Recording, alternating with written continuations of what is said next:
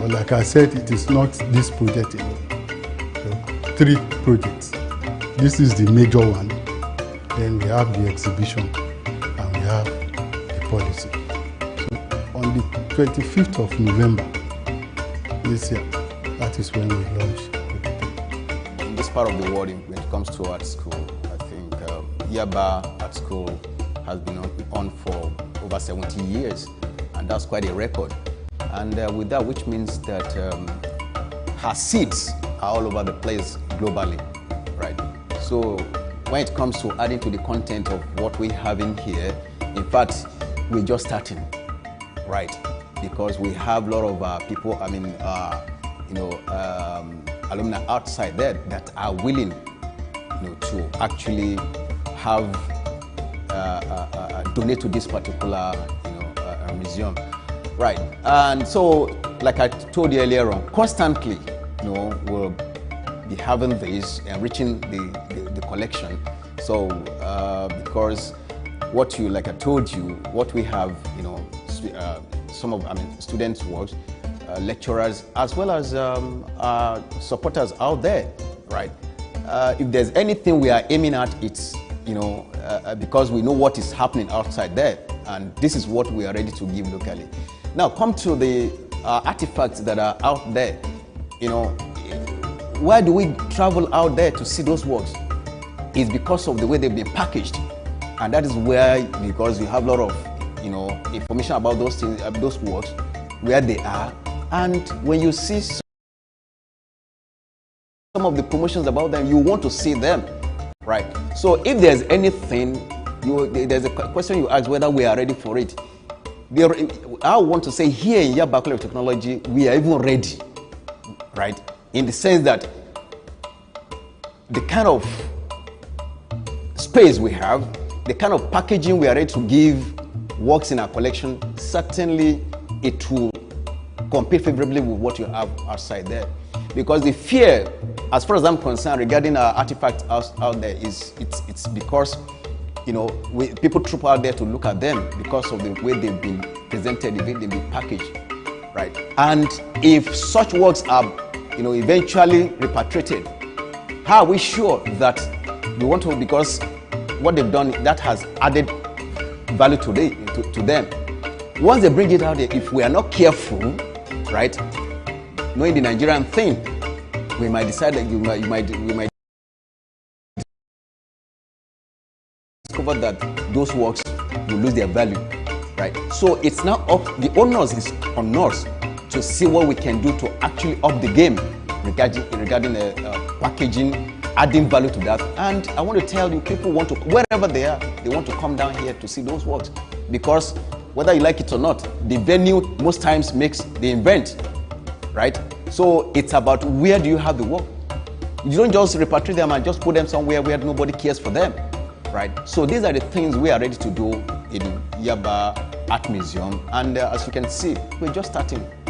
You ain't seen nothing yet.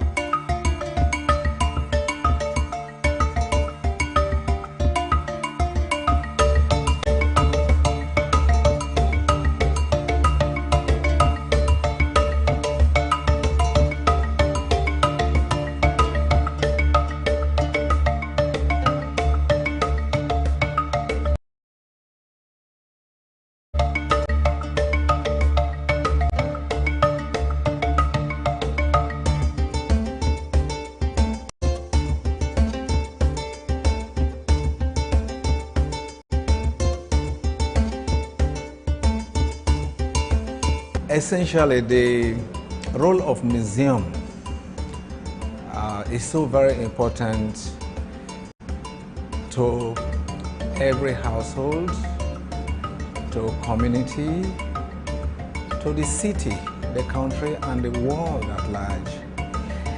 The museum is a point where you keep the treasures, the family treasures, the community treasures, the institutional treasure, and the state treasure, national treasure, and also at the international level, these treasures are exchanged through collaboration so that other people on the side of the globe can see what is happening at the other side.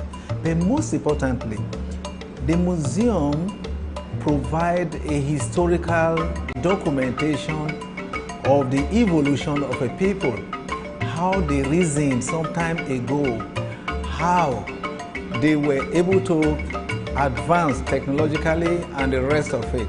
It can be read from the artifacts and the works that are available.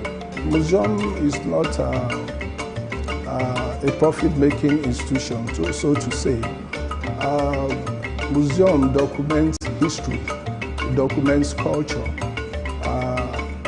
and because this one is situated within the academic environment, it's a place where students can learn from the past works of other students that have left the place over a period of time. Because if you look at the works here, they are from different departments and they carry different philosophies and ideas which the students could actually tap into. The museum gives what I call academic visibility to the school. It opens avenue for people to come in, to look at what we have done and also to collaborate with us and see how we have been able over the years to document the history of our environment.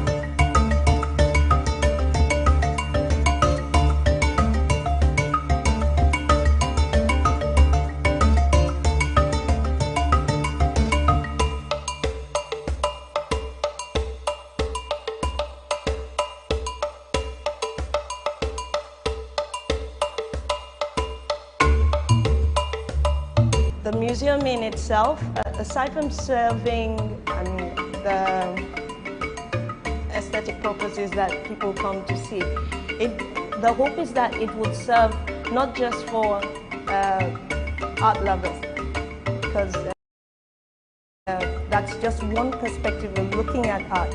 Art can be very, very interdisciplinary, and we're actually a technological institution, so we have different faculties and learners that can relate to the works, either through history, through its methodology, through the happenings at the times of the works that were created. There are different connection points that can come through education, of the art piece. It's not just the pretty picture. The role of the museum is also to educate, apart from charting a history for people. Is to educate you, and it's also going to give records of those objects that made history, and then by extension those who did them. And you find that now that you have this museum here, it's already attracting economic business environment, which is the characteristics of every museum anywhere in the whole world.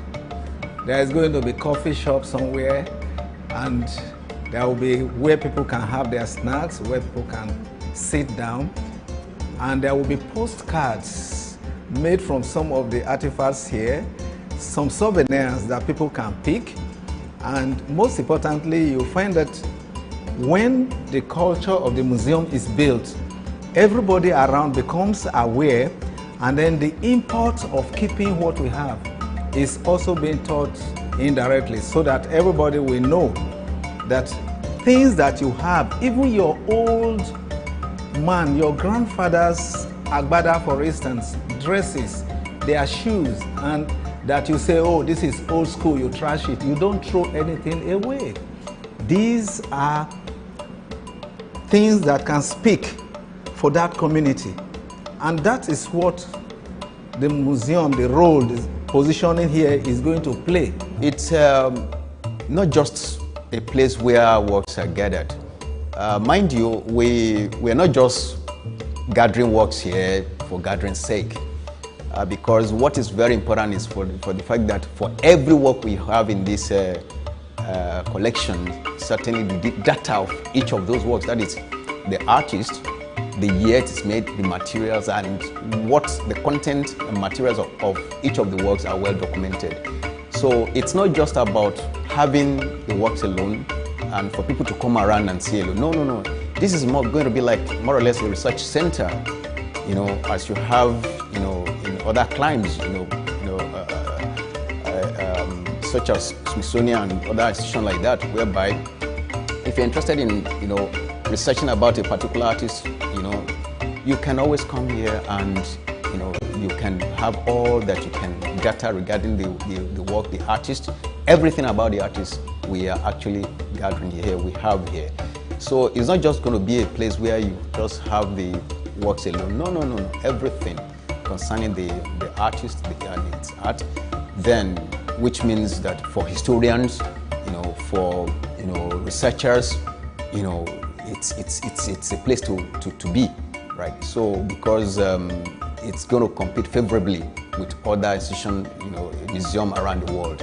That is our dream, and with the fact that we're also being supported by Ford Foundation, I think that is also a plus, because once we have such a foundation backing us, I think you want to know that, I want to believe that it's not just going to be a local thing, it's going to be a global, one, whereby everything, that has to do with art, especially staff and students, Yaba College Technology, can be assessed. This museum has a lot of importance to the environment, and all the students and everybody, we are all gearing up to embrace this. And at the national level, you find that one role museum plays is that immediately people arrive somewhere, they say, please, I would like to see this, I would like to see that. So it becomes a cultural destination. And I think that's another cultural tourism. There's a lot of potential that institution of a museum like this will generate once it kicks off fully.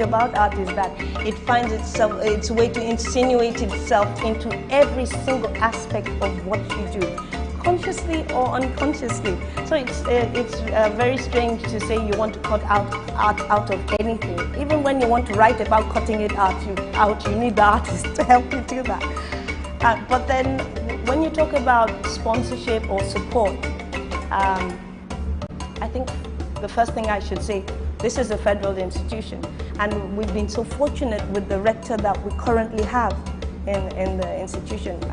There's nothing you want to do, particularly in these times. If you don't have political will, nothing is going to happen. But then the rector has championed the cause with so much energy and supported it at every turn. So I think that is a positive thing, because he works for the government. Most of the work say that some of them, they are unknown. You see, you know how many years back, I've been lecturing over 20 years ago. And where we are sitting down, here we have Lara Ige. She is based in London. And we have a lot of lecturers here that are based in America that they sent in their works. Though for those that we cannot, we cannot pick up their names, we will send photographs and say, who their classmates. We will look for their classmates that can identify the owner of the works. So that's why we are still working. You see, it's still new. We are still working, asking who is the owner of this. You see, like my classmates here, I finished from this place, and my classmates here, I have their works. I could be able to say this is so person's work. You see, and you know, a lot has happened concerning these works that we are presenting here, because they are asking us. Some are still bringing their works, but as time goes on, I think we'll improve on all those things. When you look at the Benin bronze, the Ife terraculture, the Igboku, and the Nok culture, you are able to now say, okay, at this point in time, you mean there were Nigerians that reasoned and did this work. And so you can use that to project a roadmap and development of a country. Unfortunately, we haven't seen this in Nigeria. The museum that was built during the colonial era is just there.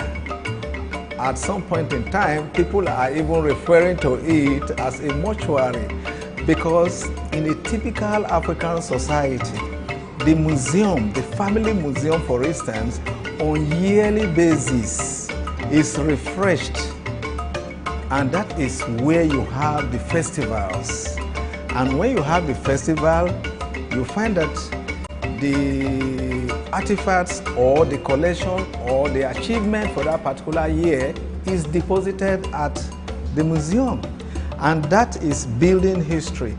And so when you look at all these artifacts, you are able to record the number of years.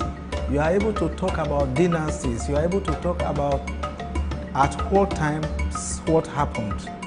And that helps people to be able to come out with a growth pattern that will inform you to plan even for the future.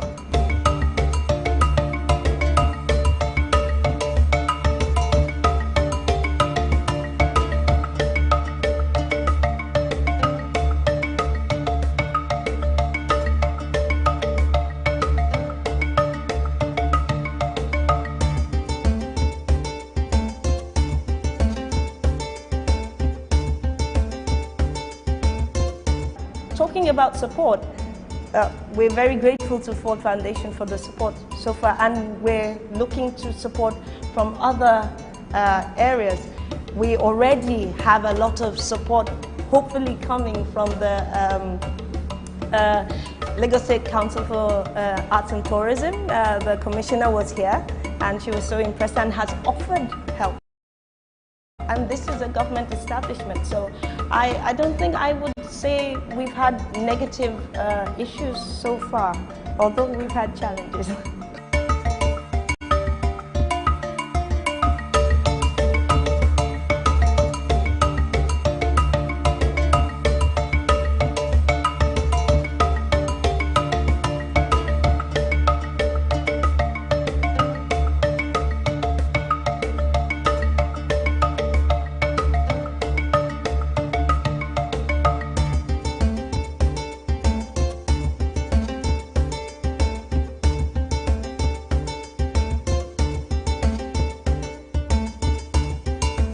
I must emphasize that we are a work in progress.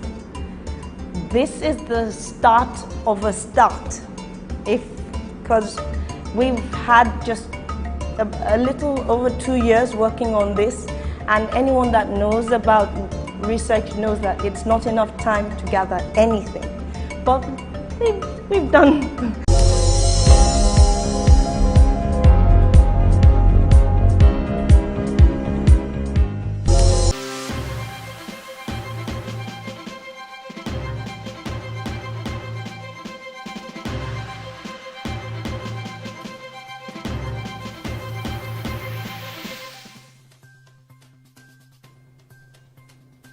Thank you for staying with us on the newsroom. These are the latest updates at this time. The Independent National Electoral Commission (INEC) has fixed Saturday, April 15 for governorship, national and state assembly supplementary elections. The commission made the disclosure in a tweet on Monday. The announcement comes barely 1 week after the governorship elections of Kebbi and Adamawa states were declared inconclusive. The Inspector General of Police, Usman Al-Khali Baba, is currently meeting with senior police officers at the Goodluck Jonathan Peacekeeping Center, Force Headquarters Abuja, to review the security architecture of the just concluded governorship and state houses of assembly elections, among others. The conference is being attended by Deputy Inspectors General of Police, Assistant Inspectors General of Police, Commissioners of Police, and other members of the Force Management Team. Top on the agenda of the meeting are the general review of the elections, electoral offences recorded and suspects arrested during the governorship and state houses of assembly elections, and reported and recorded police misconduct. The Department of State Services, DSS, has arrested a retired soldier and 5 other suspected criminals operating along the Lokoja-Abuja highway.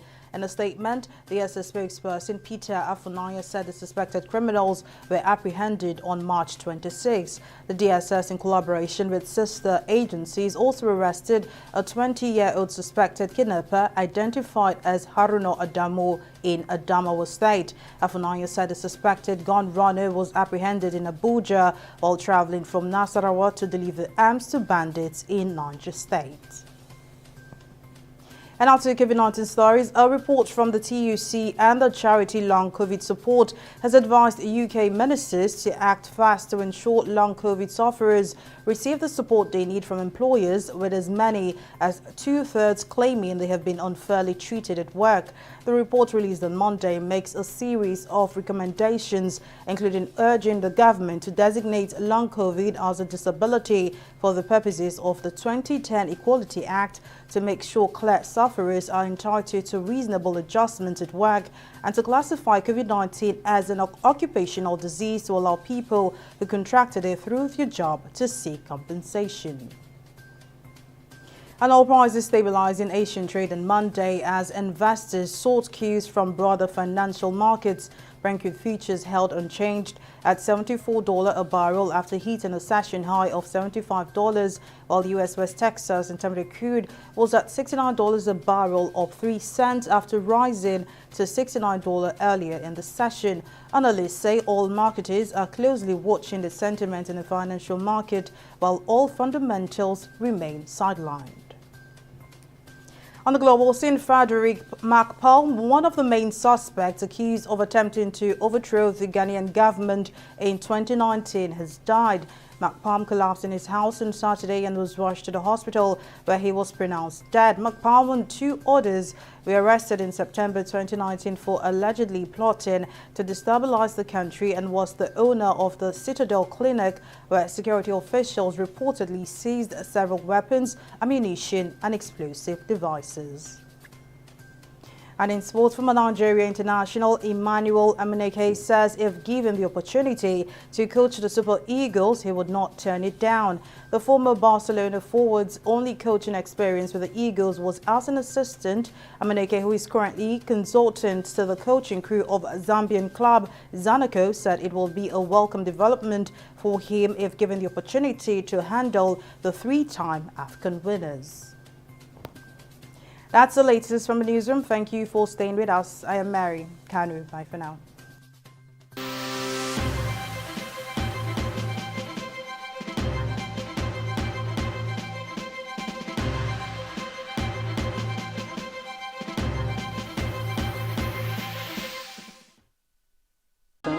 President must see himself as the President of the Federal Republic. We know where the enemy is. 3 places.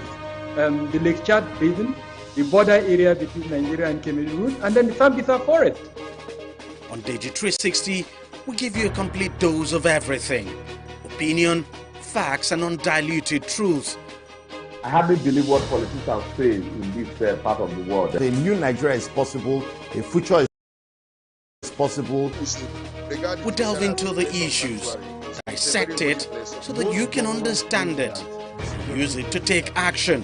I don't think there's any need for any governor to look for grant for ranching. TV360, dissecting the issues.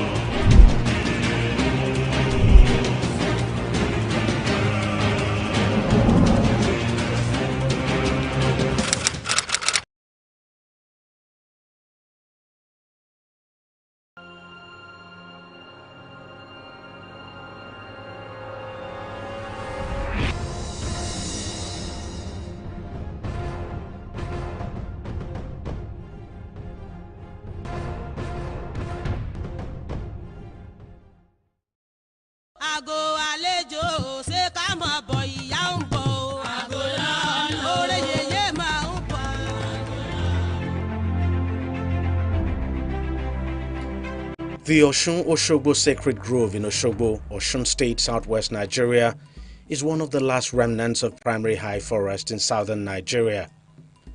The site, a natural habitat that has been preserved for over 400 years, has served as both a pilgrim point as well as a tourist center for millions of people who visit the site annually to worship and celebrate the Osun goddess that is believed to inhabit the river that runs through the grove, giving the water the ability to heal and grant wishes of its believers. Osun Grove happened to be a site that we all refer to as a living site. It is a living site just because activities that have been carried out over the years are still performed the way it used to be then.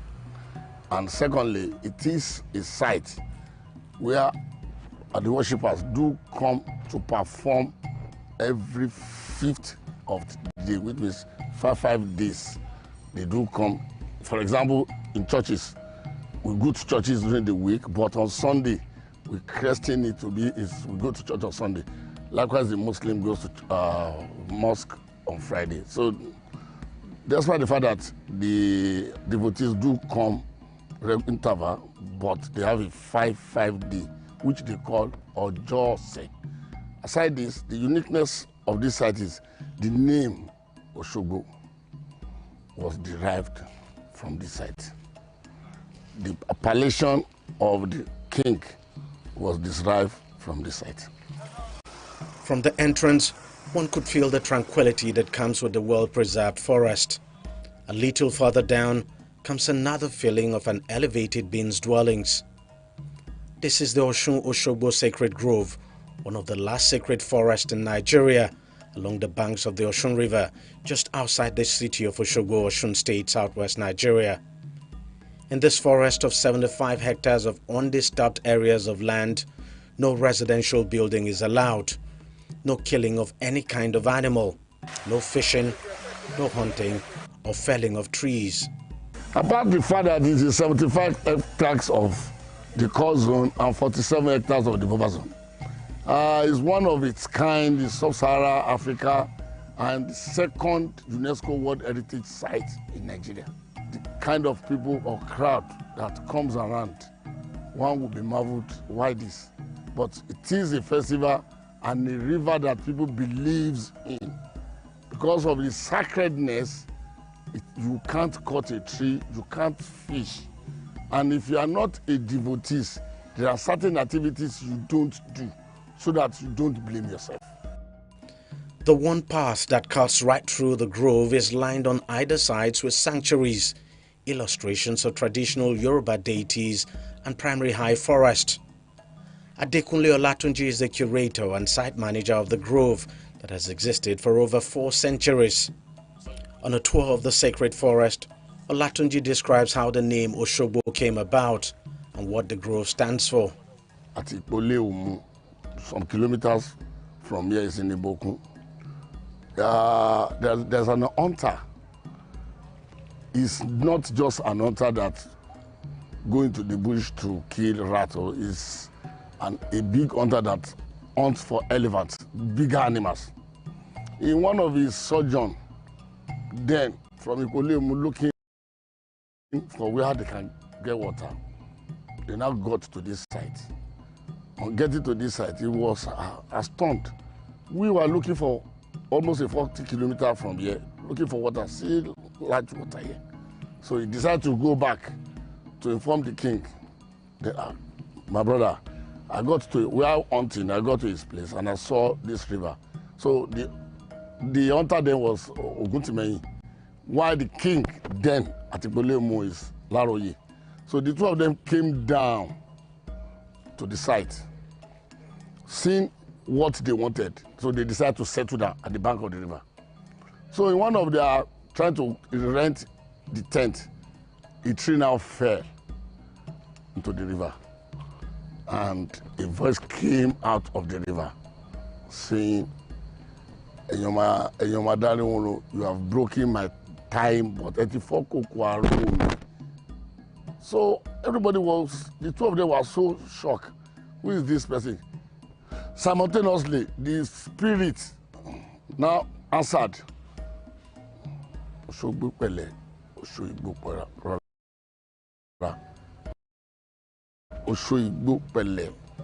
was when they knew they are in Oshobo.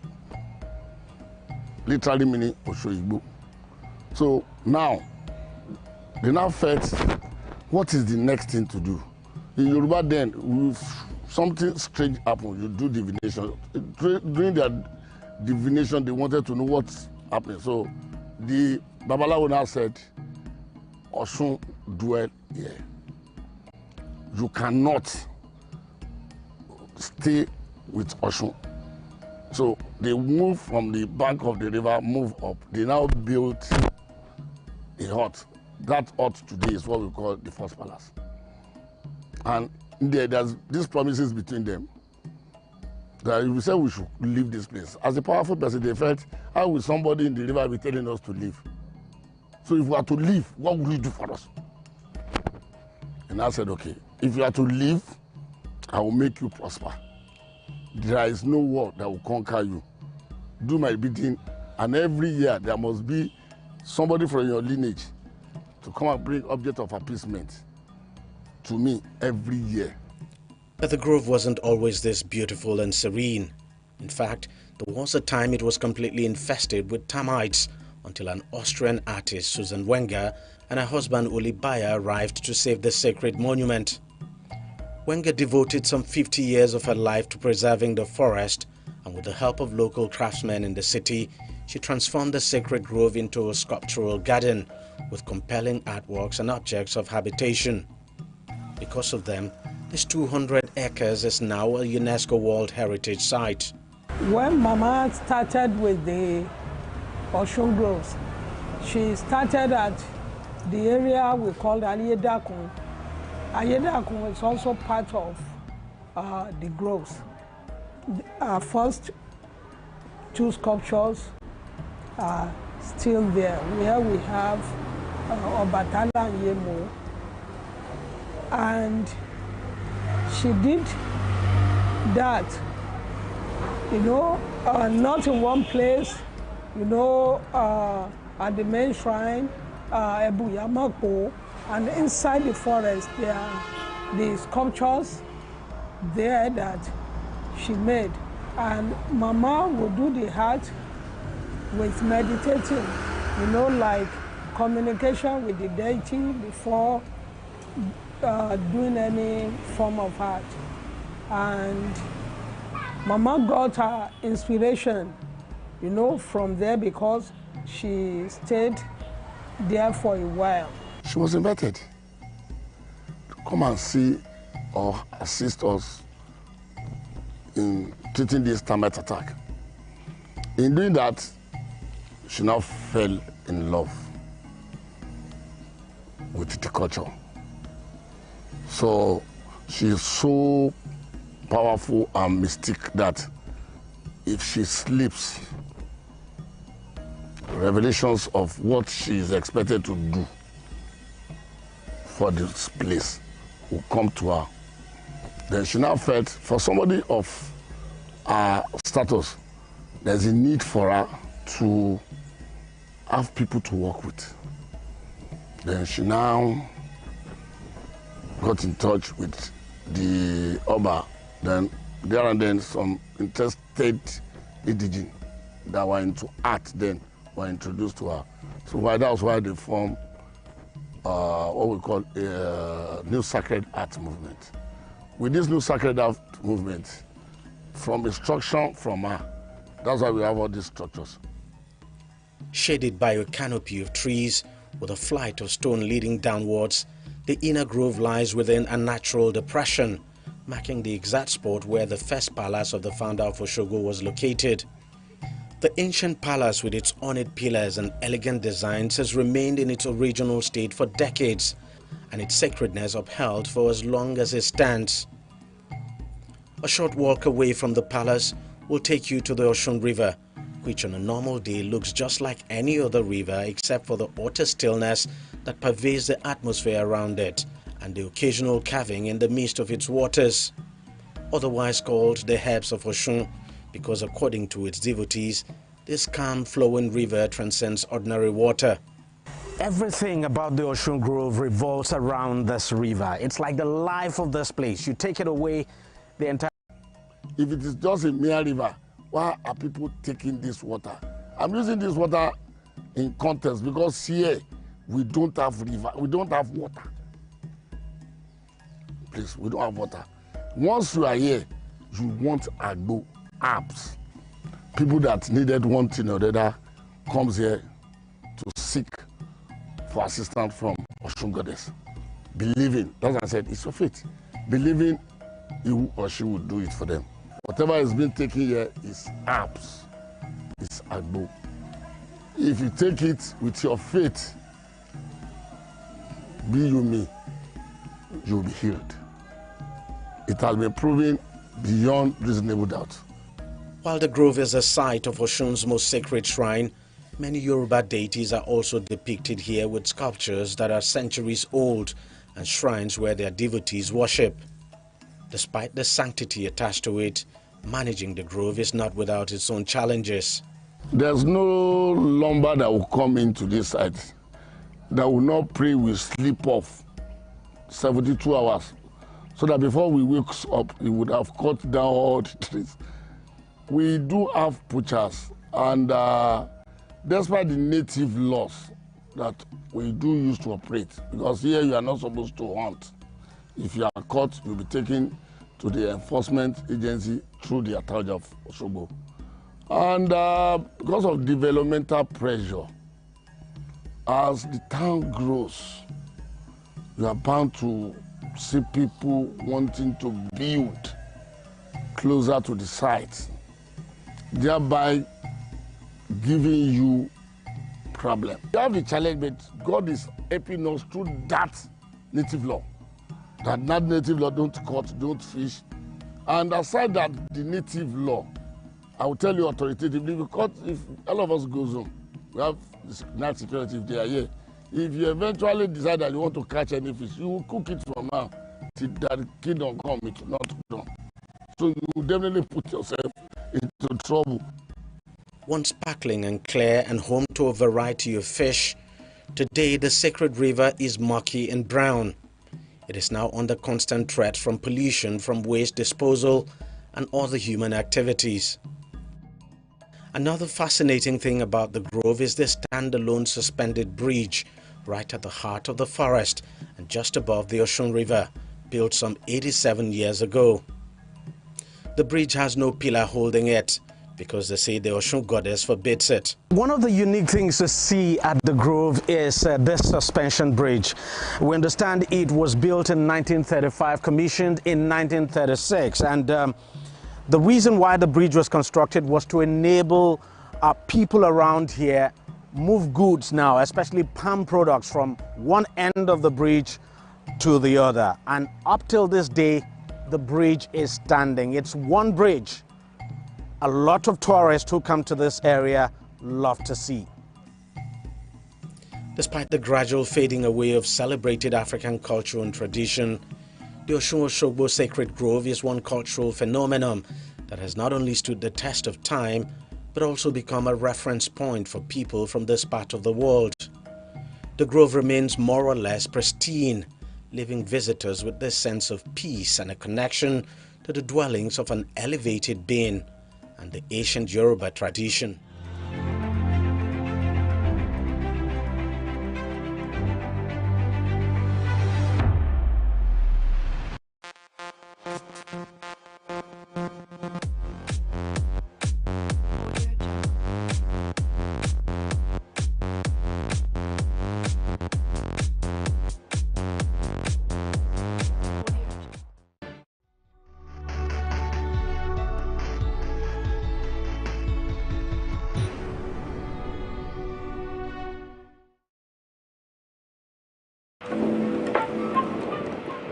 Niagara Falls is one of the most important locations in terms of what it represents to people of African descent because it's a border city, and as a border city it literally represents one last step or one river for you to cross to get to freedom on the Canadian side.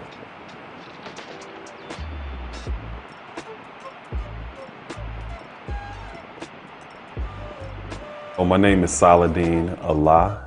I am an educator, author, as well as a descendant of Josiah Henson, who is an Underground Railroad forerunner. A lot of my family went through the Underground Railroad and crossed over into Canada in 1830. So my family was gone out of this country for over 100 years until some of us actually returned. As a black man, I represent less than 2% of the teacher workforce in this entire country. So just by being in that space, I'm providing youth, not just children of African descent, but all children, an opportunity to have access to cultural enrichment that under other circumstances they may never have access to. So we make sure that we teach about people within history who have done some extraordinary things. People of African descent, those who set foot here in America, there's always been a movement of resistance. So the Underground Railroad evolved from that resistance movement. And it took generations to create that network, but the network itself didn't become visible or popularized until you get into the 1800s, where now you have common people that start to realize that there's some mode of transportation that people are using and that's below the perception of everyday people. So it became coined as an Underground Railroad. Niagara Falls, as a border city, represents one last river for you to cross along that journey from the south to the north when it comes to the Underground Railroad.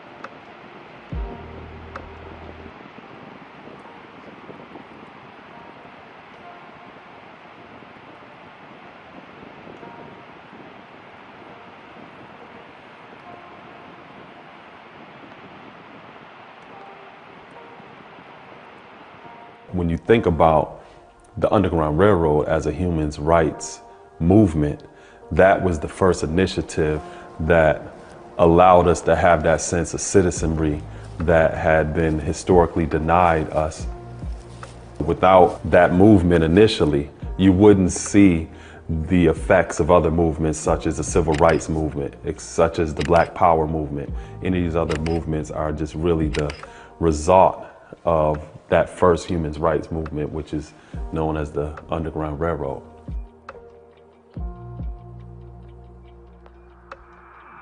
The beautiful thing about the location where I'm literally sitting right now is that in 1856 in December, Harriet Tubman crossed over to the Canadian side across the suspension bridge. So what you're seeing behind me is a replica of that suspension bridge because it once sat right outside of our Heritage Center.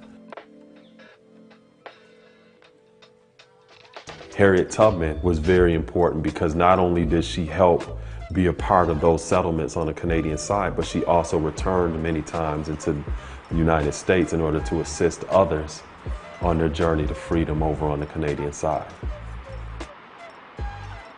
So all of the cultural heritage that we celebrate here in this area is a part of reinforcing our identity as a people, as well as our infinite potential to be self-determined.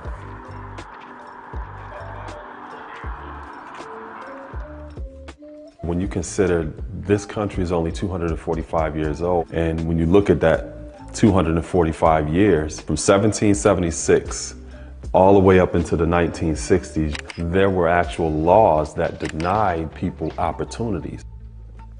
Those laws shifted the landscape where we live, and it also created a separation or a gap, not only social economically, but also a cultural gap. And it takes years in order to address that. So learning from the past gives us a greater insight into how these events were indicators of the type of things that we see that are going on today. And a part of my solution is to make sure that I leave this world a better place and to add more beauty to it. And then part of my way of doing that is to teach youth and to make sure that I help these children become the best that they could actually be. One of the most rewarding parts of my work is being able to assist children and them recognizing their infinite potential to be able to solve problems on their own so they can critically arrive at a solution. Whenever I see that, I see hope. I see confidence in a brighter and a more beautiful future. And it's difficult for a person to see that capacity if they don't see that capacity. So I think it's important for us to really look within ourselves and find out, regardless of what we do for a living or where we're at in our life, what can we do to help positively impact the lives of others? It's all of our responsibility.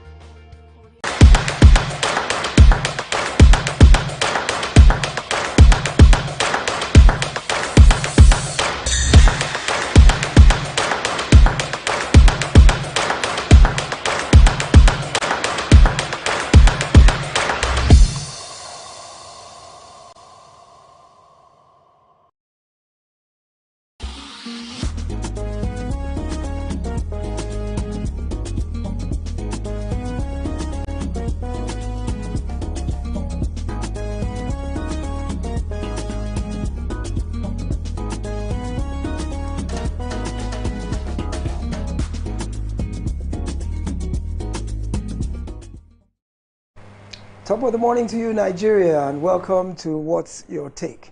My name is Dayo Akintobi, and I will be taking you through all the big stories that made the headlines last week. Well, this has been a glorious week and a glorious month, a couple of months in Nigeria's history. The elections have come and gone. They are done and dusted. We can relax and breathe again at long last. As you know, the governorship elections held this last Saturday. The winners, some winners have been declared and some losers are busy taking in their loss. As we speak this morning, some are experiencing the thrill of victory and others are suffering the agony of defeat. That's what politics is about. You win some, you lose some. In any political contest, there will be a winner and there will be a loser. However, there have been some firsts in this election that goes to show that our democratic process is deepening and it is progressing.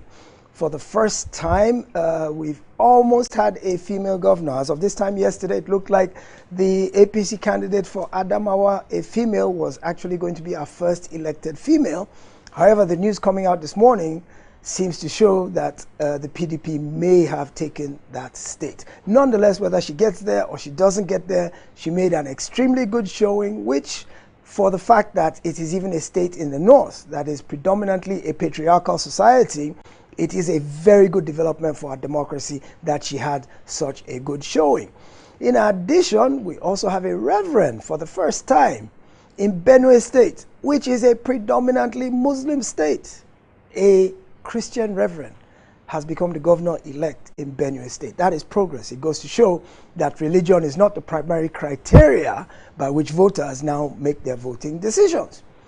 And then back in the south, we have what we call the happy hour governor in Akwa Ibom State, which has been a joke all through this last week because the PDP candidate in the run-up to the election promised that if he were elected, he would make sure that every Friday drinks would be sold at cut-rate prices all through Akwa Ibom State.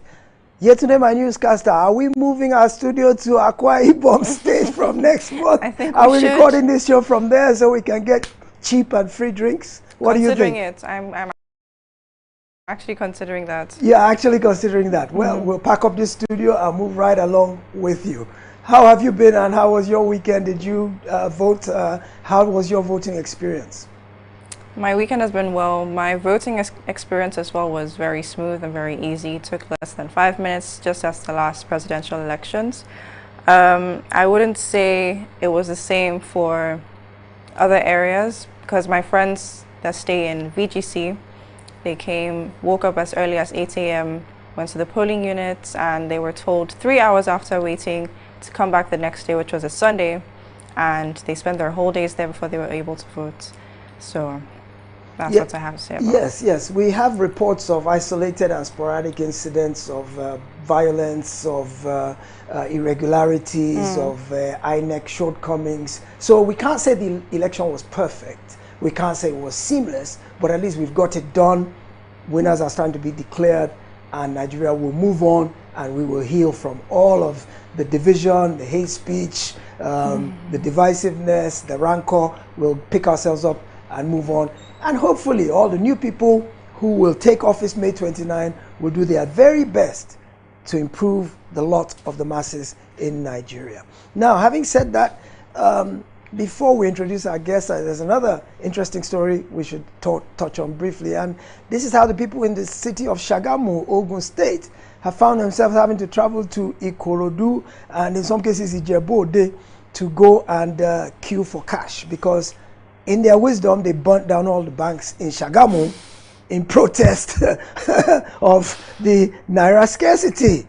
So who is now paying the price for those burnt banks? They are traveling to Ikorodu. And guess what? When they go to Ikorodu on Friday, the Ikorodu people say, welcome. We're happy you're here, but go to the back.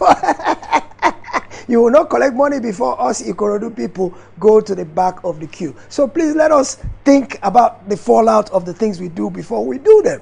You burn the bank and it's to your own detriment. So now you don't have anywhere to collect cash in Shagamu. You're not having to go all the way to Ikorodu and then go and take your place in the back of the line behind the indigents who got there before you. All right, so that was just a lighter look at some of the things that happened. Let's get into the more substantive issues. Joining me to take a look at the big stories that made the headlines last week is Kolade Stephen Adeniyi, popularly known as Coach K. Coach K is an experiential learning coach. Wow, that sounds like a very big title. Experiential learning coach who is the MD of 361 Degrees Limited, where he functions as a performance improvement and life coach, as well as a business psychologist. Welcome to What's Your Take, Coach K. Thank you for joining us. Thank you so much, Well, thank you for letting me be here. I think I like your warm start on the entire news about the Shagamu people burning their banks. I think it's just very interesting. I know we are yet to get into the art of the conversation, but I think it's a good place to start from, which is that it's easy for you to be a party to the bandwagon effect, or find yourself being lost in the concept of the ed mentality. Yes. And you just follow the ed. And at that level, emotions are rife. People are not really thinking. Yes. They're just going on with the energy that presents itself. And yes. Even if it's a negative energy. Oh yeah, definitely. Oh, definitely. Which is, like I said, one of the things I like to start with, and I think viewers also should be mindful of, is the concept of what I call the E plus R formula equals O.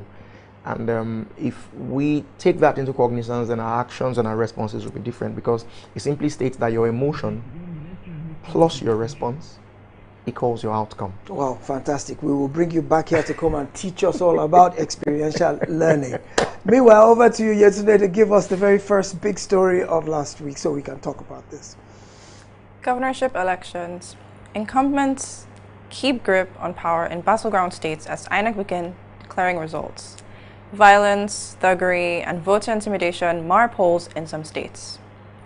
Governors Makinde, Sanwo-Olu, Abiodun, Yahaya, Abdul Rasak, Zulum, Buni, others win second term. Over to you, Dayo. All right. Okay, Coach K. Well, I don't know what your take is on the entire general elections from the presidential 3 weeks ago to the governorship yesterday. But as I said in my opening monologue, bottom line is the elections are done and dusted. We have a new crop of leaders, although the results are still being announced from the governorship one. But we have a new crop of leaders. What would you like to see from the new people who will take power in May 29th compared to those who are going out now? What are your expectations of our new crop of leaders? Without thinking, I think this one is a no-brainer. So I think the missing nexus between leadership and the people is accountability. I think that's one thing that was deeply missing for the outgoing executives, either at the state level as governors or vis-a-vis even the president. I think there was a lot of lack of accountability. And I think if we look at human nature in itself with regards to people, you find out that the lack of people being accountable for what you promise to do, what you deliver, and the fact that even when you do things out of what you promise, you see the need for you to tell people that these are the reasons for this action and this is how it will impact. Case in point, the Lagos gubernatorial race, which became interesting between the incumbent and of course the out of the blue candidate who gave us another three-legged horse race in Lagos. Yes, Labour Party contestant. And then you would suddenly realize that it became an issue more because the same governor that could not, and I'm picking my words carefully, that could not show up for the debates, for the gubernatorial debate across the state, suddenly found out that in 2 weeks, he needed to be accountable all of a sudden. And then which also now brings to fore the conversation that if you've done your job so well, then you don't need to explain to people that your job was well done. They will see, they will know, they should know. It should be automatic. So which of course now brings to bear the fact that the people who are the minders, the media minders of the governor, apparently should step up their game, and then they should be held responsible. Because if the governor has done so much, how come that the narrative is not directly impacted on the people? I grew up, of course, you'll be very familiar that we grew up with the MAMSA, with the MAMSA logo, where we knew that it was mass mobilization. People were heavily sensitized. So, and I think also that is another thing, which still talking about accountability, that the current government or the incoming government must make an imperative. Otherwise, we find ourselves going back to the conversation of, oh, you're Igbo, I'm Yoruba, oh, you're Hausa, oh, no, you're Kanuri. And those labels shouldn't count. Or they shouldn't count. They shouldn't count because when you are born, like we said earlier when we were speaking at the lobby, you are born a human being first. You're born a person. And then the moment when we went to primary school, secondary school, you were not worried whether the person to your right was an Ahmed or the lady sitting in front of you was a Chioma. No, it wasn't what mattered. It was the fact that you guys were colleagues. Absolutely. And I always like to give this example. Growing up, so I grew up before my parents, my father began to hammer. We lived in a face me and face you room and parlor set of building. And I remember my mom would go to work and she would leave us with my neighbors who were Igbos. Yes. And I remember the story very well, where we would go to the house. Normally when they will have dinner, they would be served in one plate and everybody would eat out of it. And the mom would see me struggle because the meal was literally hot. They were used to swallowing very hot meal. And then she, without being told, she realized there was a struggle and nobody told Mama Noye to make me a portion of food, serve me separately, and call my siblings and go, no, don't let them eat. And she will serve us separately. Till date, the man, because of course Basil is not a man, we're still fantastic. The woman was a year older 2 weeks ago. I was there. And I was introduced as our son. Absolutely. I was our son. She didn't say, oh, my neighbor's son. I was our son. Yes, you know, the thing is, I believe that over time, politicians have created this artificial division. That is it. Us as a people are naturally united. To understand that it is a tool. Yes. Like they've learned to make hunger. Like they've learned to make hunger a thing. Yes. A tool. Yes. The same way they have come across the divisive line of tribalism and religion to cause a strain amongst the people. Very good, thank you. Let's talk about the new Naira notes. Yetunde, what do you have for us on that? New Naira. Pains persist despite fresh CBN orders. Queues, chaos in banking halls as scarcity worsens. Days after the Central Bank of Nigeria declared the old 1,000 Naira, 500 Naira and 200 Naira notes as legal tender, deposit money banks say they are beginning to run out of the old currencies. This development led to severe hardship and pains for several bank customers seeking to withdraw funds during the week. Relief may be on the way though.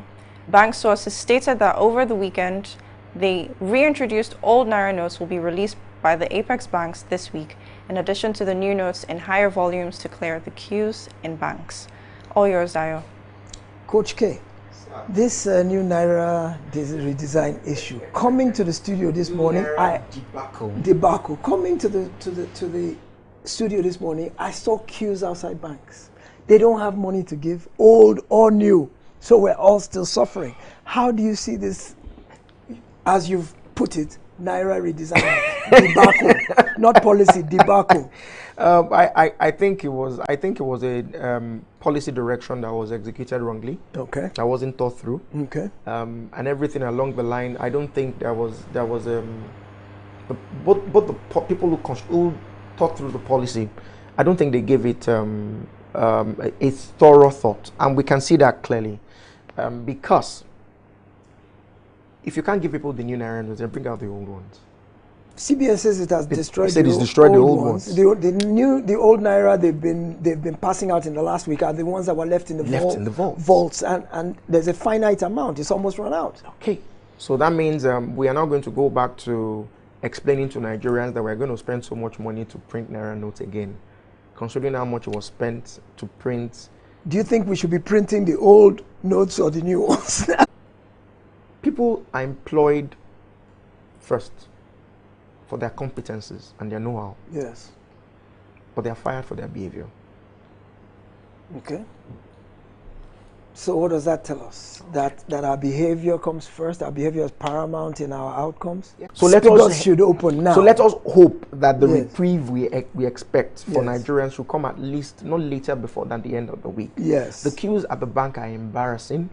It also now shows that aim to have, because if we do, the average Nigerian has been that most electronic transfers have been hanging, have been failing. I've had my fair share, and I'm sure you've had your fair share. We all have. So it's not a good situation either with the physical cash or with the online electronic cash aspect either. So yes, indeed, the central bank and the federal government need to bring succor to Nigerians quickly now that the elections are over. Constitutional amendments. States can now generate, transmit, and distribute their own electricity, and set up their own railways and prisons. President Buhari has signed a number of bills amending the Constitution to devolve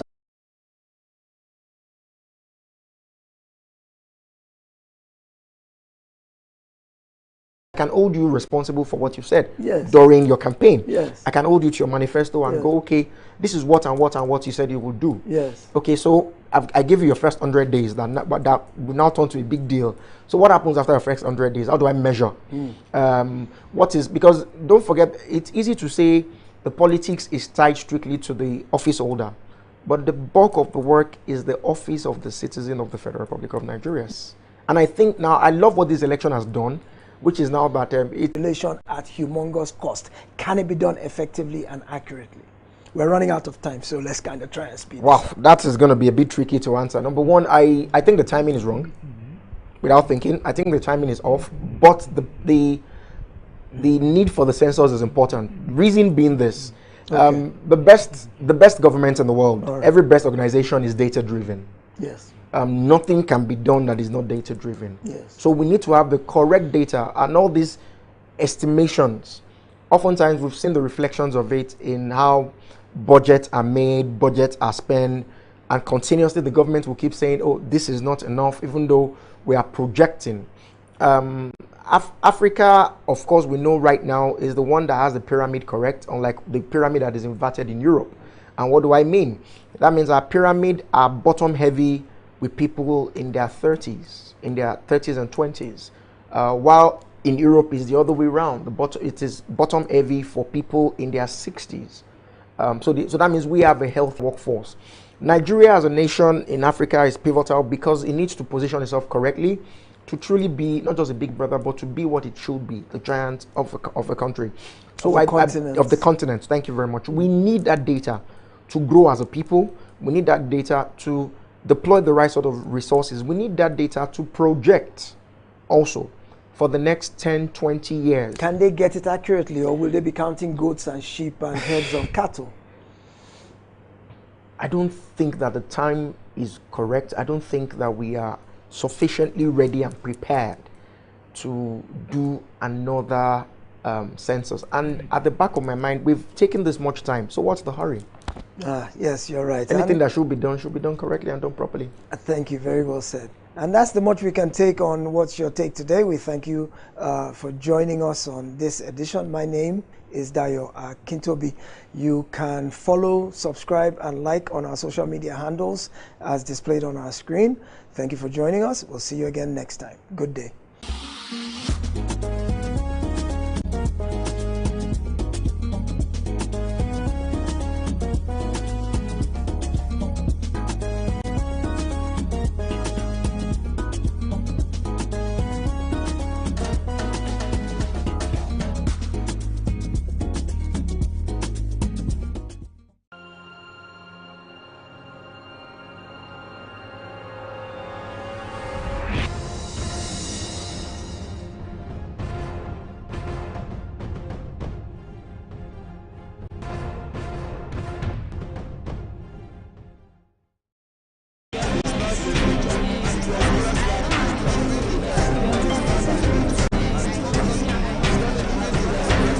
As the President of the Federal Republic. We know where the enemy is. 3 places.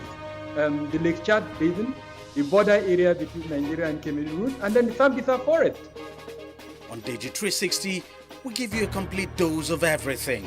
Opinion, facts, and undiluted truth. I hardly believe what politicians say in this part of the world. A new Nigeria is possible, a future is possible.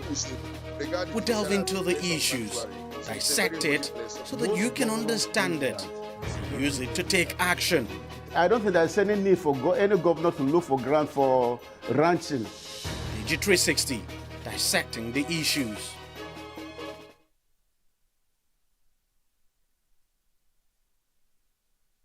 Corruption not in my country. Hello?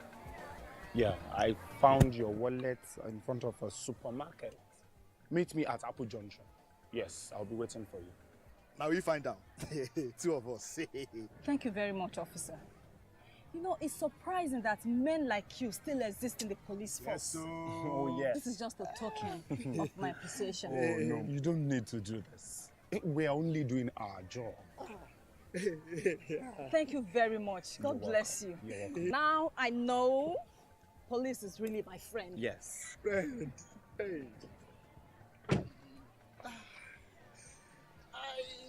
Okay, which came out with this one now?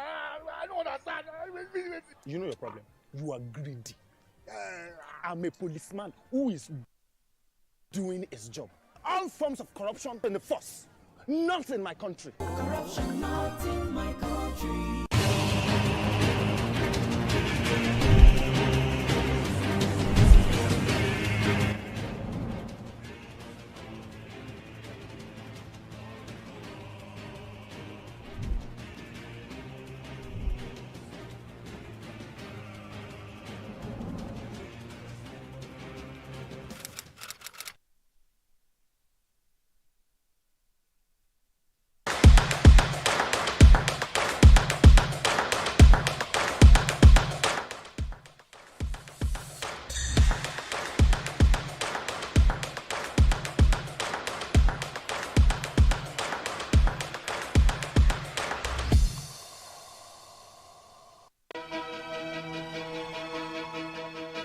Opinions are free, facts are sacred, but truth is universal. How, in practical terms, can we, for instance, de-escalate the tension? President must see himself as the President of the Federal Republic. We know where the enemy is. 3 places. The Lake Chad Basin, the border area between Nigeria and Cameroon, and then the Sambisa Forest. On TV360, we give you a complete dose of everything. Opinion, facts, and undiluted truth. I hardly believe what politicians say in this part of the world. A new Nigeria is possible, a future is possible. We delve into the issues, dissect it so that you can understand it, use it to take action. I don't think there's any need for any governor to look for grant for ranching. TV360, dissecting the issues. Corruption not in my country. Hello?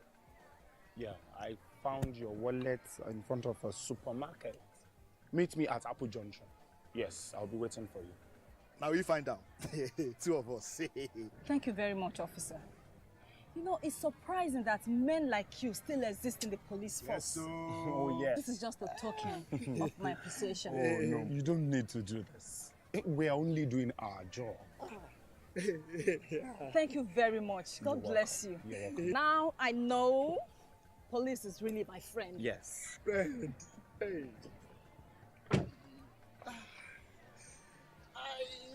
Okay, which guy was with this one? I don't understand. You know your problem. You are greedy. I'm a policeman who is doing his job. All forms of corruption in the force, not in my country. Corruption not in my country.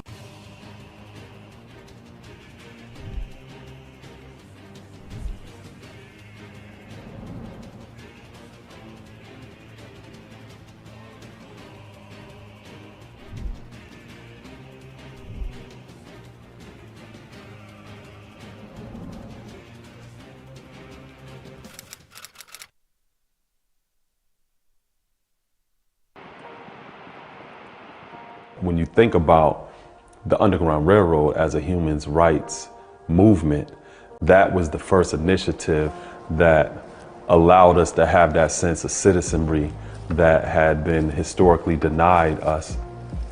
Without that movement initially, you wouldn't see the effects of other movements such as the Civil Rights Movement, such as the Black Power Movement. Any of these other movements are just really the result of that first human rights movement, which is known as the Underground Railroad.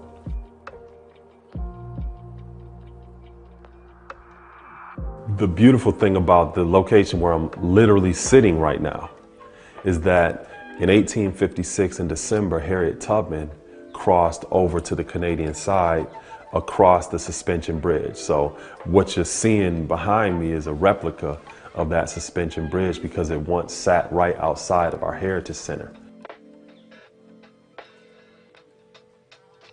Harriet Tubman was very important because not only did she help be a part of those settlements on the Canadian side, but she also returned many times into the United States in order to assist others on their journey to freedom over on the Canadian side.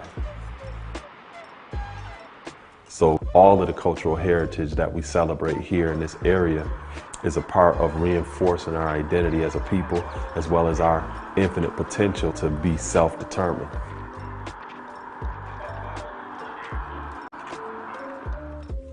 When you consider This country is only 245 years old. And when you look at that 245 years, from 1776 all the way up into the 1960s, there were actual laws that denied people opportunities. Those laws shifted the landscape where we live.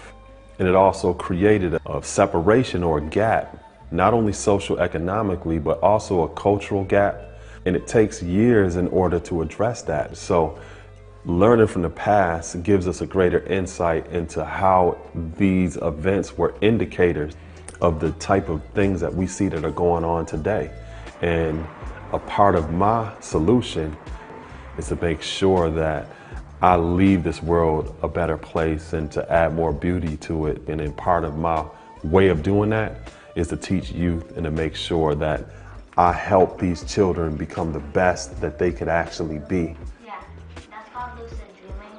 One of the most rewarding parts of my work is being able to assist children and them recognizing their infinite potential to be able to solve problems on their own so they can critically arrive at a solution. Whenever I see that, I see hope, I see confidence in a brighter and a more beautiful future. And it's difficult for a person to see that capacity if they don't see that capacity. So I think it's important for us to really look within ourselves and find out, regardless of what we do for a living or where we're at in our life, what can we do to help positively impact the lives of others? It's all of our responsibility.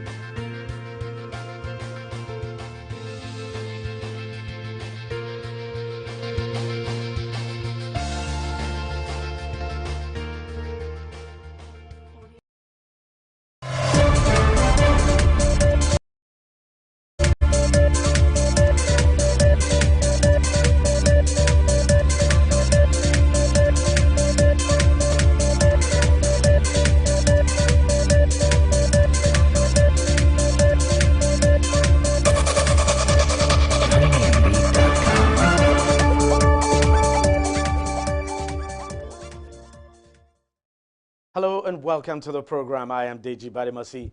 Now, 3 weeks after a dramatic round of presidential and National Assembly elections, Nigerians trooped out again to cast their votes now for the candidates of their choice in the governorship and State House of Assembly polls nationwide. That election, of course, took place March the 18th.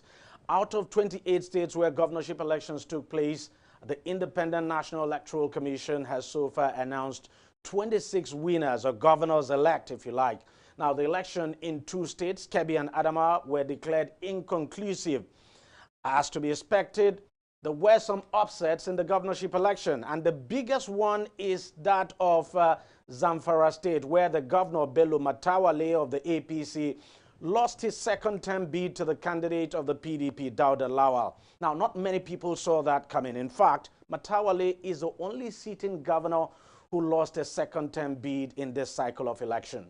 All the other governors seeking second terms won. Now, many had expected the Labour Party was going to build on the momentum now it gathered during the presidential election and probably win some state governorship election, but that did not happen.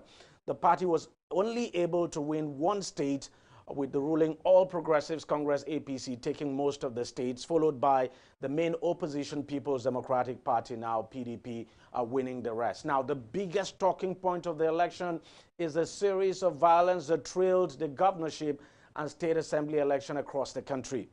According to the European Union Observer Group, the violence claimed at least 21 lives. It's really sad.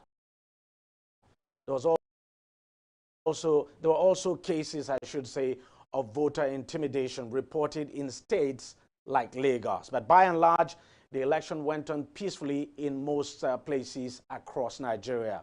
We now wait for the supplementary election in both Kebbi and Adamawa states to finally conclude this election cycle. So we'll wait for when INEC, of course, will fix those inconclusive elections.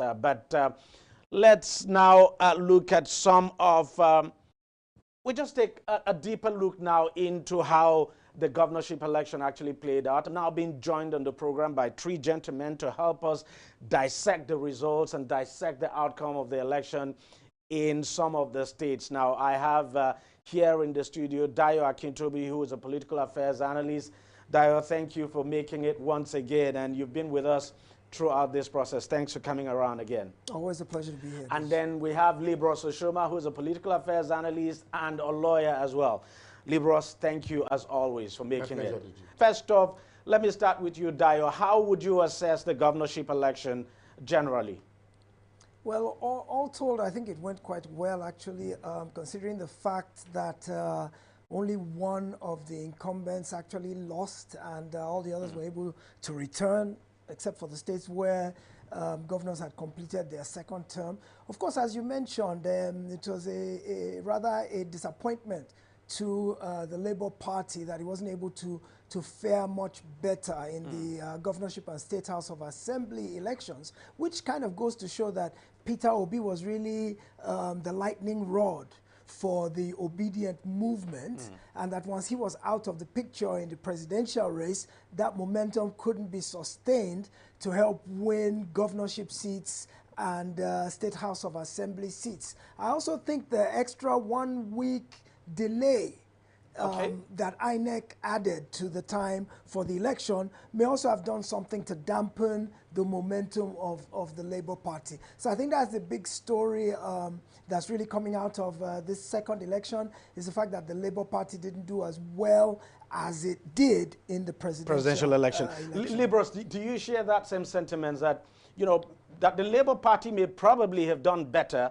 if this election had taken place the way INEC had originally scheduled it, if there had been no postponement? Yeah, I don't think so. Because let's look at, if Obi had won the presidential election, that zeal, that momentum would have been there to continue, even if the governorship election were postponed 3 weeks or even 4 weeks after. You know, because the movement will be encouraged.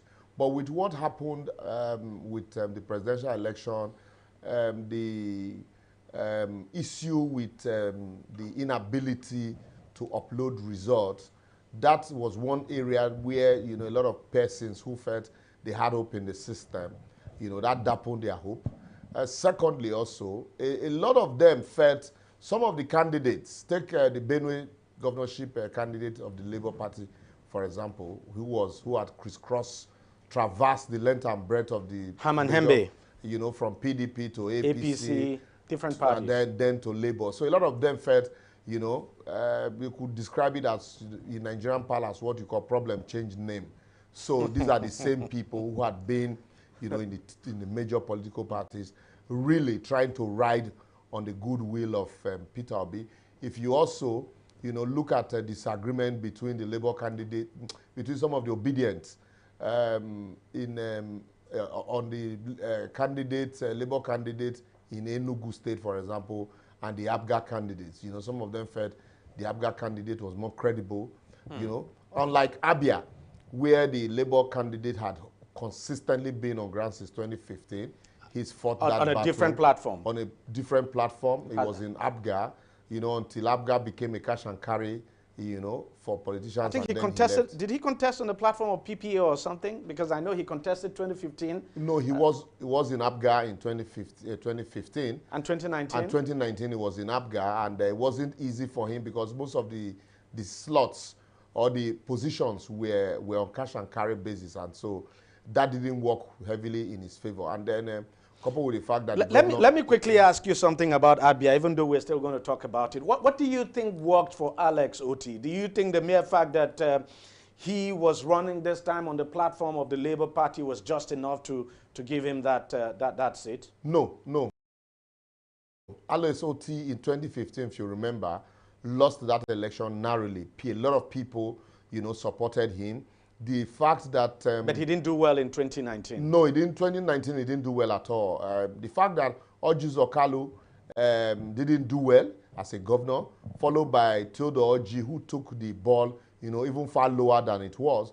Aba became like a heap of dustbin. And then, you know, Okezie Ekpazu came. They were seeing the good works of the governor of Ebonyi State, and they were always consistently comparing. So, you know, I was in Abia, if you remember the stories. Yes, exactly. You know, so, and so all of those things, it fired up the people when Alex Oti came again, and coupled with the fact that he was campaigning on the platform of a Labour Party, you had Obi, so that also encouraged a lot of people. So Alex Oti was already, you know, fully on ground in Abia, thanks to the, you know, misgovernance of the PDP-led government. So that's little push from and that misgovernance lasted for a very long time. A very long time, a very long time. Let's look at, you know, let's take a deeper look now at some of the results. In the Southwest, of course, governorship election only happened in 3 states, and these are the states: Lagos, Ogun, and Oyo. Now, the other states' governorship election did not happen because, I mean, they've had their elections there earlier, so they had off-cycle elections. So let's, Dio, let's look at the outcome of the election here in Lagos. The PDP was expected to give the APC a run for its money. But something happened. When Obi won the presidential election here, the conversation simply shifted. Attention shifted to the Labour Party. You know, people started talking less about the PDP candidate. And there you have the results. Are you surprised at the outcome? Yes, I am. I actually had expected Labour to be more competitive in Lagos in light of the way the presidential went. But I think APC and some of the other detractors of the Labour Party played the ethnicity card very well, managed to cast the Labour candidate, governorship candidate in Lagos, managed to cast him as an outsider and not an indigenous Lagosian, and they played the ethnic card successfully. And well, you mentioned the PDP. Of course, Labour's entrance into the race was a negative for the PDP because every single vote that would have gone the PDP's way went the Labour Party's way. So that kind of was a knockout blow for the PDP to begin with. But the main issue focusing on the Labour Party is why they didn't perform to the level of expectation, or at least commensurate with what you don't think happened. they did very well by getting this amount of vote? 312 is no mean feat. Well, juxtapose that with how they did in the presidential, and this looks poor. If you look at the fact that not only did they... But you don't think the issues this time for the governorship are different, and that you have different candidates now running, and so, you know, when the voters come into the governorship election, they think differently?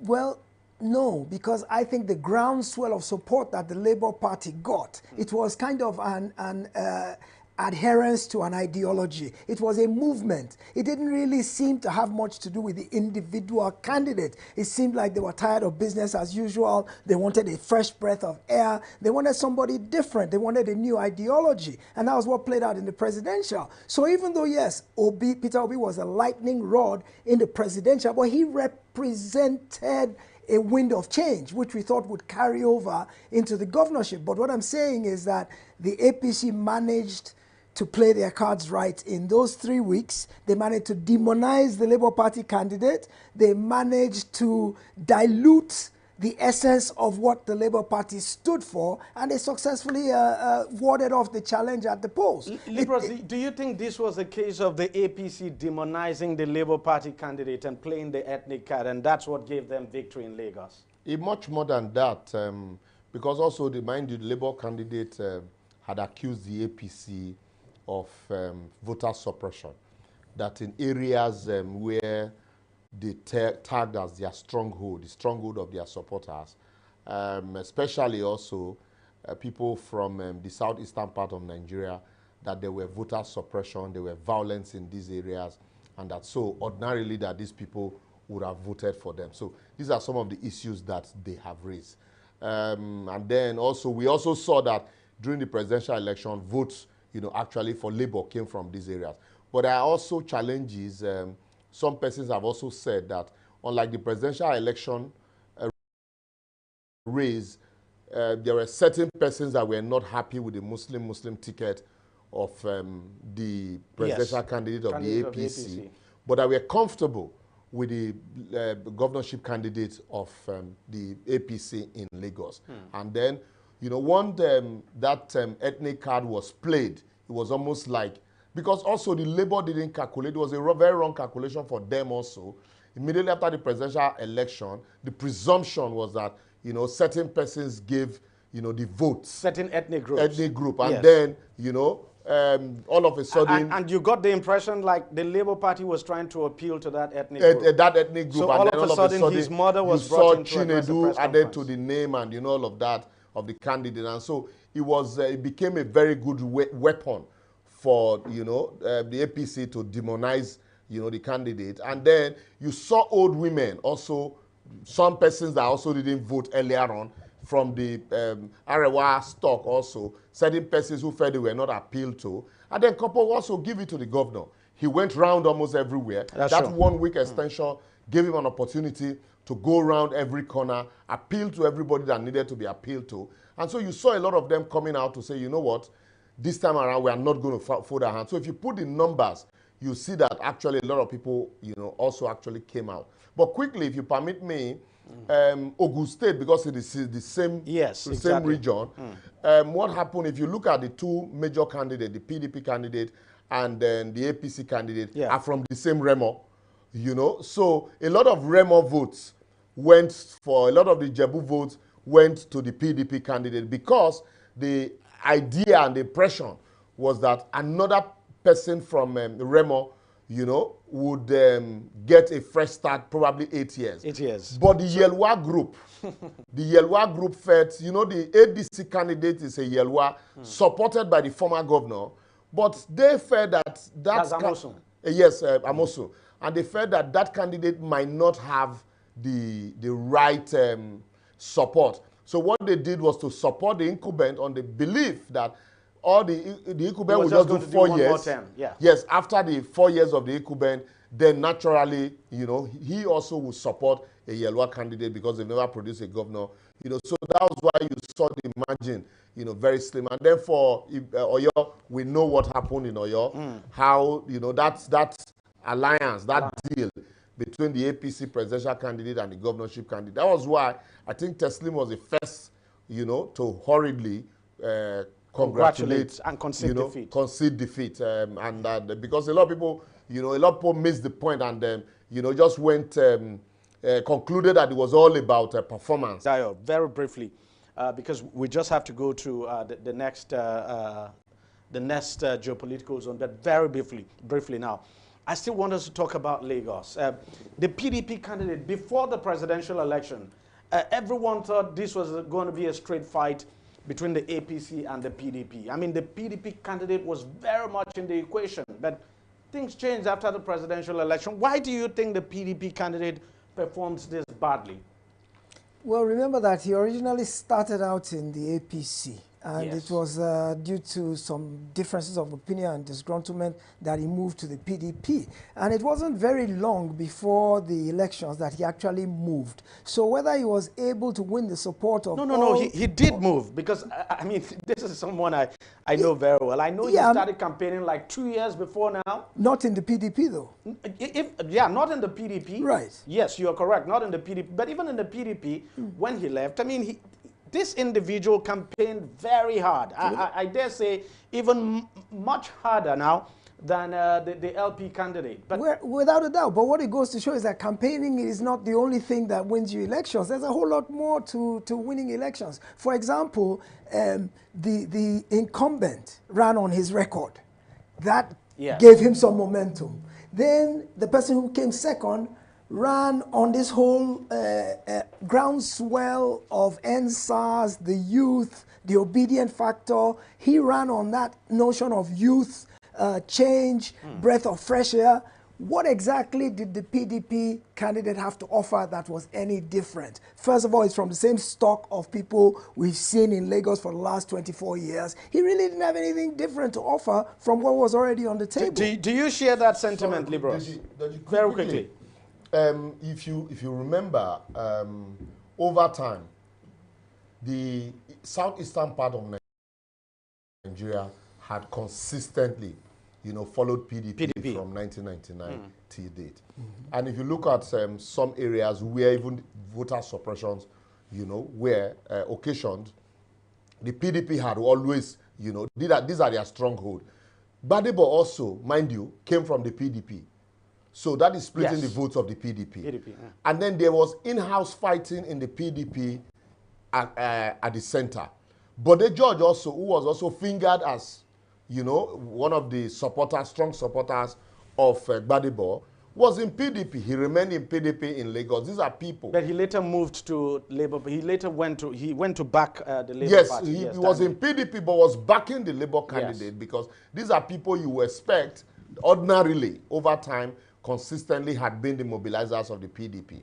But here you have an APC, a former APC candidate, coming to PDP, clinching the ticket of the PDP, and then picking a running mate who was not a politician at all, who said she had 20 million followers on social media. And these 20 million followers, a lot of them might be abroad, not even in Lagos. So against all of this, when you now take a large chunk, of the traditional PDP people who now moved with Obi, because mind you, Obi left PDP also, who moved with Obi to Labour. And then you now have, these people traditionally with the presidential election result voting for Labour. It was obvious that PDP will have to reinvent itself to actually, sell their candidate. And like my colleague has said, there was nothing really to reinvent. So it became a very flat one. And even some of the PDP members complained that Labour were actually harvesting their votes. All right, so let's quickly take a short break now, but we'll be right back to breeze through the other geopolitical zones and see how the election there played out and what actually influenced the outcome. So stay with us, don't go away, we'll be right back. Opinions are free, facts are sacred, but truth is universal. How, in practical terms, can we, for instance, de-escalate the tension? President must see himself as the president of the Federal Republic. We know where the enemy is. 3 places. The Lake Chad Basin, the border area between Nigeria and Cameroon, and then the Sambisa Forest. On TV360, we give you a complete dose of everything. Opinion, facts, and undiluted truth. I hardly believe what politicians say in this part of the world. A new Nigeria is possible, a future is possible. We delve into the issues, dissect it so that you can understand it, and use it to take action. I don't think there's any need for any governor to look for grant for ranching. TV360, dissecting the issues. Welcome back. Now, if there was one region everyone had expected the Labour Party to probably clear just during the governorship election now, that region would be the Southeast region. But it just didn't play out that way. Of course, the Labour Party tried, but at the end of the day, it was only able to get just one state. And that state, it was a tough fight, I must tell you, because, I mean, at some point, INEC had to shift the collation of results in that state now. That's Abia State by 24 hours. I still have Libros Oshoma and Dayo Akintobi here with me. Libros, you look at what played out in the southeast of the country. This is one region that many people had expected, especially after the presidential election, with the way Peter Obi swept the southeast. I mean, many people had expected it was going to be a clean sweep for the Labour Party in the governorship election, but it didn't play out that way. Yeah, you see, if you look at Enugu State, for example, all the 3 major candidates from PDP, Labour, and APGA were all from a Bano family, political family. The 3 of them served in the government of Chimaroke Nnamani. One was nominated as a minister, Frank Wike Jr., and the rest were in the government. And so it's almost as if, you know, it's a battle on familiar terrain. There were also, like I said earlier on, no unanimous agreement between, you know, the obedient members of the obedient group who you know, consistently had maintained that they are not members of Labour, you know, on the candidate in Enugu. So some had said, look, Frank Weke Jr. of the APGA. And then you also have the agitation from some members in some persons that the PDP candidate was from Ebonyi State, that an Ebonyi man could not come to contest and run election in Enugu, that his great-grandparents migrated from Ebonyi. You know, those allegations were there during the campaign. But that power of incumbency and that 2 weeks window also gave them an opportunity to also, you know, cover a lot of ground. But one thing is very instructive that I have noticed among the southeastern voters, they are very Republican. They tell you Igboenweze, you know, so they don't have one leader who will direct, you know, unlike the Southwest, where to go. A lot of them supported Obi for presidency because they also believe that it was the turn of the Southeast to produce, you know, the #1 person. But when it came to other elections, they went to their different bases. After that, they went back to their different individuals. They don't like. Could that also be the reason why, for instance, in Anambra State, where Peter Obi comes from, I mean, his party didn't do well in the state assembly elections. Yeah, because it was only able to win 4 seats. APGA still dominated. Yes, because for the Anambra man, for example, an Anambra man can follow you, but will not want you to dictate to him. Yeah, for the presidential election, they gave it all to Peter Obi. But in the governorship election, they all went back to their individual camps and candidates. The only reason why even the speaker lost the election to the Labour candidate was because they had a zoning arrangement that, look, it's a turn-by-turn thing in his area. And so, but he insisted on going for a third term. And that's why the people rally around, you know, the young man in Labour, and he defeated him there. So, but if you look at the numbers generally, what this spoke volume to say, look, we still know our people, so we know who, you know, we want. And Peter Obi is not on the ballot. Peter Obi is not going to control some of these persons. They know them. They might just be riding on the name of Peter Obi. And then for Ebonyi, you know, the governor in Ebonyi has performed creditably well. You know, Umahi performed, built bridges, turned Ebonyi to, you know, what you call a small, you know, one of the best performing governors, governor I in the in Southeast. the country. And that cost the Abia State governor a lot of problems, headache. So he also did not allow Labour to even take roots in Ebonyi. He didn't allow Labour to take roots in Ebonyi. And so consistently, he's giving them, you know, a tough battle. And so that's why you saw that Ebonyi was easy for PDP, for APC. Sorry. Then Abia. We've talked about Abia, yeah. and it was for Alesoti to lose, but finally he took it this time. And of course, the PDP's performance over the years in Abia State didn't help matters at all. But tell me, Dayo, you look at the Southeast, the outcome of the election in the Southeast. What's your take? Well, I agree with liberals. I think the fact that the Southeast believed it was their turn, that is long overdue. And it's not just the Southeast. Remember, Afenifere also stood on the grounds that it's the faction turn of Afenifere, some would say. Yes, a faction. Well, some would say it's the Afenifere, some would say it's just a splinter group, who knows? Only they internally know what their leadership structure is all about. But yeah, a lot of people believe that in the interest of justice, fairness, and equity, that it is long overdue for the Southeast to have produced the president. And so the indigenous of the Southeast themselves rallied around that cause in the presidential. And so it was almost homogeneously, maniacally focused in one direction for the presidential. But as Libro said, everybody now reverted to their comfort zone when it came to the governorship and the State House of Assembly. Personal, individual interests of where I am from, where the candidate is from, what the incumbent did when he was there, what the divisions are between the various parties. All those things came to bear in the smaller governorship and State House of Assembly, where the opinion was that there was a whole lot less to lose than at the presidential level. So I think that's what we saw playing out with those distorted numbers. Well, not distorted, but unbalanced numbers that we saw in the Southeast. All right, let's take a look at the next zone now very quickly, the South-South zone. Libros, would you say it's a surprise that the PDP won Rivers State? For me, I don't think it's a surprise. But you look at Delta as well. So, Libros, give us your thoughts. Delta and Rivers. Yeah, with what happened in, let me start from Delta.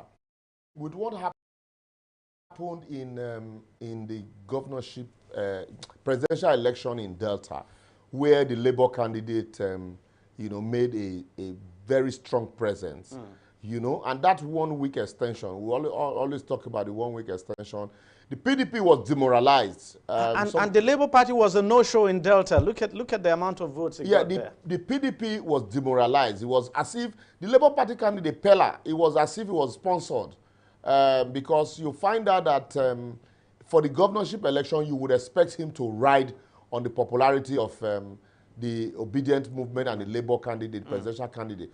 But it also seems as if the Labour presidential candidate was not interested in the politics of Delta, because he visited quite a number of other states, but I cannot remember him stopping over, in Delta states to even help in a campaigning in Delta, just the same way he did in Lagos. So it became a battle between the PDP and the APC. The Bori faction in PDP were not too happy with the COA faction. We also learned that they splitted into two. Some went to Labour, some went to APC.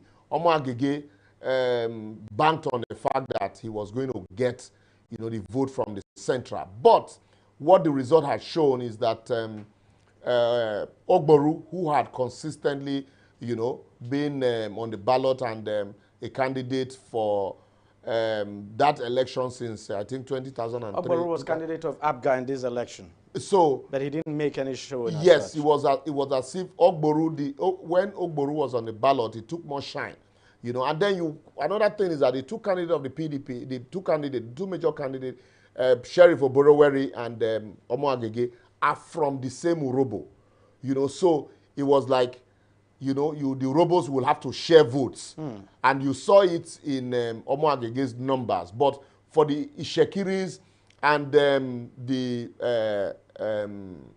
Delta North, where Okowa came from, they rallied around Sheriff. Obviously. And so it was obvious that the numbers came from these places. And so that was how, that went. But for Cross River, the governor, if you notice, the anger of the people in Cross River had consistently been against Ayade as Ayade's performance. In Cross River State, he was the only senator in the APC that lost his senatorial zone but to the PDP. But he played a smart card this time. Yes, but for this time, because for the senatorial election, the APC got 2/3. Yes. And Ayade lost the election. And so it was also, very convenient for them to also work on the fact that they had, they have two senators in the kitty. And if they concentrated on just those two places, and then just a little numbers from Ayade's zone, definitely we're going to coast home. And so that was what, they did. And considering the fact, considering the fact also that you have a lot of House of Assembly members who also, had left for the Senate, like the former speaker or the current speaker is a senator-elect. The deputy speaker also is going to the House of Rep. So all of these people, also worked to ensure that, the state is retained. So it becomes easy for them. Something I just needed to point out in Cross River is the fact that, look, the issue of zoning 2 played a very critical role in Cross River, because, Basiotu, of course, from, I think from Cross River South, and then Sandy Ono from Cross River Central. And, the general feeling is that, look, after leaving the north, that the governorship should come to Cross River South. Yes. And, of course, Cross River South is where Donald Duke came from. But Donald Duke was not supporting the APC candidate, and his people were not happy at all. And, the bulk of the voters you find are in Cross River South. South, yes, that's Calabar, yes, Calabar Municipal, and the Modi Dupani areas and all of that. Exactly. So quickly, lastly, for time, let me quickly talk about the Akwa Ibom. Akwa Ibom, you also know the candidate of the YPP was that's Basi Albert, was the one that actually stepped down for the outgoing governor now, Udom Emmanuel, with the belief that he would be handed over the ticket of the PDP come 2023. But that is not to be, and so he moved to YPP. So that's why you see the numbers of, you know, an unknown party in Akwa Ibom, you know, YPP coming second. And then the happy hour candidate of the PDP. Now that's a problem. Maybe this man should not have said that at all, Dio. Maybe he shouldn't have said that. I mean, because I mean, this may eventually define his governorship. But Dio, tell me, are you surprised with the way things played out in Rivers? Well, overall, let's talk about the South generally altogether as a voting bloc. Historically, since 1999, they've always skewed one way in particular. And what I'm seeing from looking at, taking a bird's eye view of the entire result now, is that that hegemony of one particular party in the South and the Southeast has been broken to pieces, because now you see for the first time, you start seeing different parties not just making a good showing, but actually getting elected in the South and the Southeast. You see APC getting elected. You see Labour Party also winning one seat. You see YPP doing well. So it seems as if now all of a sudden that lock that the PDP had in the South and the Southeast is finally broken for good. Now, looking at Rivers specifically, we know the role that Governor Wike played in that whole Rivers politics. Now, apart from him spearheading the G5 to move away from their presidential candidate, some of us actually advocated the principle that it might be a bit complicated to try and tell unsophisticated voters to choose one particular logo for presidential and different logos for the different other elections. So we were predicting that, well, voters, this is leading to voter confusion. And it's the way you told them to vote in the presidential that they'll vote down the line completely, all that same logo all the way. But obviously, Governor Wike knew what we didn't know, to the extent that he was confident that his people would not vote for the PDP candidate, but when it came to the governorship, they would vote for his own anointed candidate, and it played out that way. So maybe Wike is a political guru. Probably, yes, it's true. You could accuse Wike of talking too much, but you also cannot accuse him. You can't accuse him of a non-performance because he's obviously performed. Libros, we have to go on a short break, so I want you to be just brief on this. One issue I want you to speak to is in Rivers State, where the APC again lost. This is the third time now. I mean, I want you to speak to what this means now, this defeat means for the former Minister of Transportation, Rotimi Amechi. He got a candidate to run against Wike in 2015. He lost. In 2019, he lost, and he's just lost again in 2023. I'm just wondering what that would mean for his political career. Yeah, quickly, apart from the violence that a lot of people, including the APC, complained of in Rivers State, and all the allegations of what do you call it now, manipulations levied against Wike. In 2015, there was an allegation Amechi made. 2015, the day before the election, he was all over the place shouting, "Where are the results? Where are the results?" And he said something instructive, that in this place, in some of the riverine areas, we don't vote. It is the man with the results that wins the election. These are allegations he made. And then in that election, we saw, the violence, the protests that erupted after. The matter even went as far as the Supreme Court on issue of overvoting. Remember, card readers were used. Yes. And then the Supreme Court said, since card readers was not part of the Electoral Act, overvoting can only be reckoned with the voters' register. That laid that petition to rest. And also one key factor that consistently played against Amechi, apart from the fact that Wike took the money of the state, to develop the state, and people are asking, so what has Amechi been doing all of this while? The betrayer that some persons felt that Amechi betrayed one of theirs, which was Goodluck Jonathan. You know, he was one of those arrowhead that led people away from PDP to APC.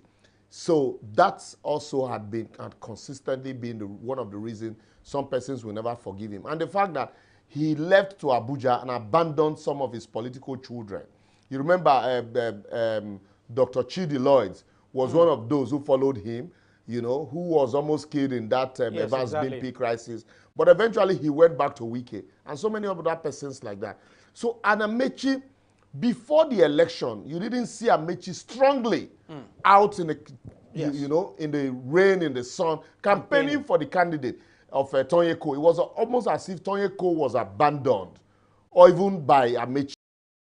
It was just days after the election that Amechi came out. Yes, after the presidential election that Amechi came out and suddenly found his voice. And so it was too late in the day at that time for him to be talking to the people, unlike Wike, who was the spokesperson of his party. He was the governor and he was everything. So if Amechi had, you know, joined Tonyeko right from the beginning, I think this loss to Asiwaju Bola Ahmed Tinubu at the presidential primaries also cost him a lot of, you know, maybe he became sort of withdrawn after losing. to withdraw, he became reticent, and so that affected the outcome. It was only Tonyeko in Rivers State. Yeah, he's not seen as a grassroots politician, even though he had appealed, you know, to a lot of the people. But his backer, another thing they used to campaign against him was that Tonyeko, the government of Tonyeko, would be a return of an Amechi. And yet Amechi wasn't there. And then I want to say this lastly, because he had thrown accusation at INEC that the chairman of INEC was appointed by the Bola Ahmed Tinubu faction of and that he worked under Wike as minister. That worked under Wike as minister. The question I would want to ask Amechi, for example, is Amechi was the DG, the Buhari campaign organization in 2019. And Mahmoud Yakub was INEC chairman. When that election was conducted, didn't Amechi praise the same INEC that he's complaining against today? So he is a member of the party. He understands, you know, all of these things. If you lost an election, it was obvious that he was not on ground. It was obvious that he didn't support his candidate. He was at a loss. He also didn't like the fact that maybe his party was going into alliance with his political enemy. So that also cost him maybe to withdraw. Okay. But by and large, I think he needs to change his approach and be more relevant and on ground in Rivers State politics if he will be able to even, you know, beat a Wike next time. Yes, and let's just hope this is not the end of his political relevance, so to speak, especially in Rivers State. We'll take a short break now, and we'll be right back to look at other zones. Don't go away now. Stay with us. We'll be right back. Opinions are free, facts are sacred, but truth is universal. How, in practical terms, can we, for instance, de-escalate the tension? President must see himself as the President of the Federal Republic. We know where the enemy is. 3 places. The Lake Chad Basin, the border area between Nigeria and Cameroon, and then the Sambisa Forest. On TV360, we give you a complete dose of everything. Opinion, facts, and undiluted truth. I hardly believe what politicians say in this part of the world. A new Nigeria is possible, a future is possible. We delve into the issues, dissect it so that you can understand it, and use it to take action. I don't think there's any need for any governor to look for grant for ranching. TV360, dissecting the issues. Welcome back. Now let's quickly look at other zones. The North Central, Dio. The North Central, the PDP, of course, pulled an upset there in Plateau State where it won the governorship election. That state was APC for the past 8 years, but it's going to be PDP now for the next 4 years. Did you see that coming, Dio? No, certainly didn't. Like you said, it's been... And that's the state of the campaign DG of the APC. Exactly. That's what even made it a bit more surprising, is the fact that it's been in the APC's hands for 8 years, and then the DG of the campaign is from there as well. But it goes to show that this particular election so different is like none other we've ever seen before. None. And for those who are complaining about the violence and the irregularities and so many other things, the bottom line is that when you look at holistically at all the results and you see that APC lost 12 states overall, and you see that 20 governors lost their states in the presidential, and you see that 7 governors lost their bid to go to the Senate. That goes to show you that the will of the voters is what prevailed all the way in this election. And you don't have all these landslides you used to have in the past. No, no. And all the fact that in the past they could write the results any which way they wanted. This seems to reflect the will of the people as best as we have seen in recent times. So I don't think there's too much to complain about. Of course, the loss of life is disheartening, and we wish it didn't happen. The failure of Beavers wasn't the best, and we wish that didn't happen as well. But overall, I would say that what we have at the end of the day is as close to credible results as we could expect. So I think those who won have a strong mandate with which to go out and improve the lot of Nigerians and move our country forward. And those who lost have a lot of lessons to learn from why they lost, especially in cases like that Niger State that you just talked about. Plateau State. Plateau State, I'm sorry, yes. So Libros, let's talk about Benue State. That's one state that, well, if you like, was like in the eye of the storm, because everyone was looking out for what was going to happen in that state, especially given the fact that you have a governor in that state who, for want of a better word now, you could say garrulos, or if you like, but, you know, talks a lot. And eventually, the PDP lost the state. That, Reverend Father, you think made the difference? No, but quickly, let me, before I go there, so I'll tie the two together. What happened in Plateau State is akin to what happened in Kano State when Shekarau took over from Kwakwaso. The candidate of the PDP, remember he was a local government chairman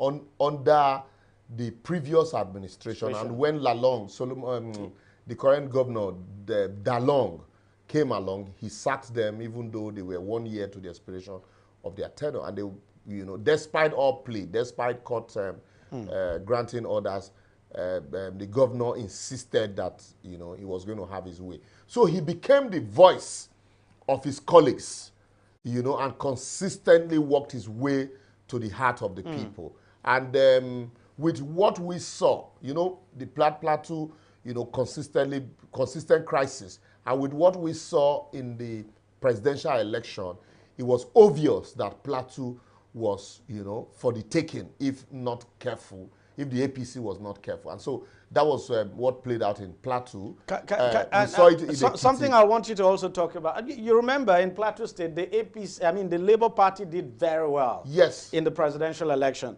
But in the governorship election, the people just chose to go to their traditional base. In the governorship election, the Labour Party candidates, just like the Labour Party candidate in Delta, you know, wanted to ride on the sentiment of Peter Obi, but he wasn't that popular. He didn't fly. The most popular candidate in that election was a PDP candidate who had been in the face of everybody, talking about the injustice that was meted out to former local government chairman, you know, and so he was his to take. And then for the same thing, we saw it happen in Ekiti under Fayose. We saw it play out against Kwakwaso by Shekarau, the disagreement. And then the same thing played out in Benue. Apart from Autumn being known as the defender of the Benue Valley, the only time you hear his voice is anytime, you know, at month-end, anytime it's time to pay salaries, you hear him talk about Fulani headsmen. You know, I call him the 100-meter dash governor who had to run in the bush, and, you know. But apart from that, I've been to Makurdi. I've traveled all the way from Makurdi to Vandekia through Boko. There is really nothing on ground to campaign with. Suswan, you know, Akume, Suswan took over from George Akume. Yes. And a lot of people felt that there were innovative ideas introduced by Suswan, that Autumn, mind you, Autumn left the PDP, yes, moved he into came APC, in as an APC governor. and that Buhari sentiment gave him the victory. And so a lot of people expected him to build on all of that, but nothing. The only viable industries in the state are owned by Otom. And all of the industries that were started by Apeaku in 1979, the Benue Bricks, the glass factory, and the rest, all of them had gone moribund, and the state government even advertised them, you know, for privatization, and there were allegations that it was Otom's company that were bidding for this. So a lot of them, a lot of these factors worked against him, and the Reverend Father had been the voice of the opposition. He's been vociferous, supported by George Akume, also, you know, who's been in APC, and that worked for him. There's a word, a lot of them, on the day of election. Yes, Father. There's a word, exactly, yes, Father. So, and the moment that, even though you have some people who supported Hembe, because Hembe also has a controversy as the Labour Party candidate, who has a lot of issues with elders across board, a lot of people supported him also who felt they do not have hope or believe in Yes Father, but because Hembe was not as credible, you know, if you permit me to use that word, as the candidate of the Labour at the presidential election. So that voters' apathy also was there. They felt, look, we supported Labour, but can we really stake out our neck for the Labour candidate in the state? So, and that's why it became very easy for the APC to just defeat the defender of the Benue Valley in that place. And mind you, the thieves are in the majority. So the Idomas will never, you know, even attempt to want to govern the state. So they always concede that, you know, seats to the thieves and then, you know, settle for the deputy. Let's quickly rush to the northeast. Yes. So the election is inconclusive in Adamawa, and that's one of the places where we have inconclusive election. Libros, you look at, I don't think there's much to talk about now when you look at the election in Bauchi, Borno. The APC was always going to win Borno anyway, and then Gombe. But that election in Adamawa State, Libros, it's turning out to be a controversial one. At some point, when just shortly after the election, there was fake news all over the place that the woman, that the Senator Binani had won the election. Eventually, it turned out, of course, to be fake news. And now there's going to be a supplementary election there. Yeah, I think what played out there, I think even the fake news, as at the time that fake news, you know, was hit the airwave, I was one of those that shared the fake news. Oh, now you have to be careful. And I had to quickly pull it down when I you know, had to go back to verify. Even as at that time, that it was remaining only one local government to conclude, the current governor of Fintiri was still in the lead. So the Senator Binani was nowhere near, you know, taking the lead. And the speculation was that the local government, the last local government, if you put the entire total number of registered voters in that area, of areas where voting didn't take place, because it was one of the largest local government where voting didn't take place. If you add it to the margin of lead, Senator Binani might be able, you know, if he's able to gather all of the votes there. So it was on that note that a lot of people were alleging, oh, let there not be manipulations here, because mind you, that's also the state of the PDP presidential candidate. Also, people were alleging that maybe APC might want to rig it in favor of, or PDP might want to rig it in favor of the incumbent. And that was where it became, I saw Nigerians rally round, you know, Senator Binani, and it was as if, look, let's even break the jinx. Let's, for the first time. It almost happened for Mama Taraba in the 2019 election. And then you saw a lot of people saying, let's have, for the first time, break the jinx and have a lady, a first female governor, including people that would not want to mention APC. They didn't bother, they didn't care. The platform the Senator Binani was, you know, on, all they were just concerned about was that, look, if anything should happen to this election, Nigeria will never be the same again. But even at that time, like I said, Fintiri was clearly in the lead. And but because of the number of registered voters in the area where election didn't take place. For Zulum, like you said, it was almost certain. Yes. Zulum, if you travel around Meduguri, you'll be wondering if Meduguri, if it was the same Meduguri, yes, that exactly. you saw here of with insecurity going on. But Zulu had been able to, write his name in gold in the mind of almost everybody there. And so the election was even concluded. Okay, even before let me just quickly go to Dio now. Dio, you look at that election in Adamawa State, you get the feeling that, look, the fact that, the incumbent governor is running against a woman is obviously a challenge.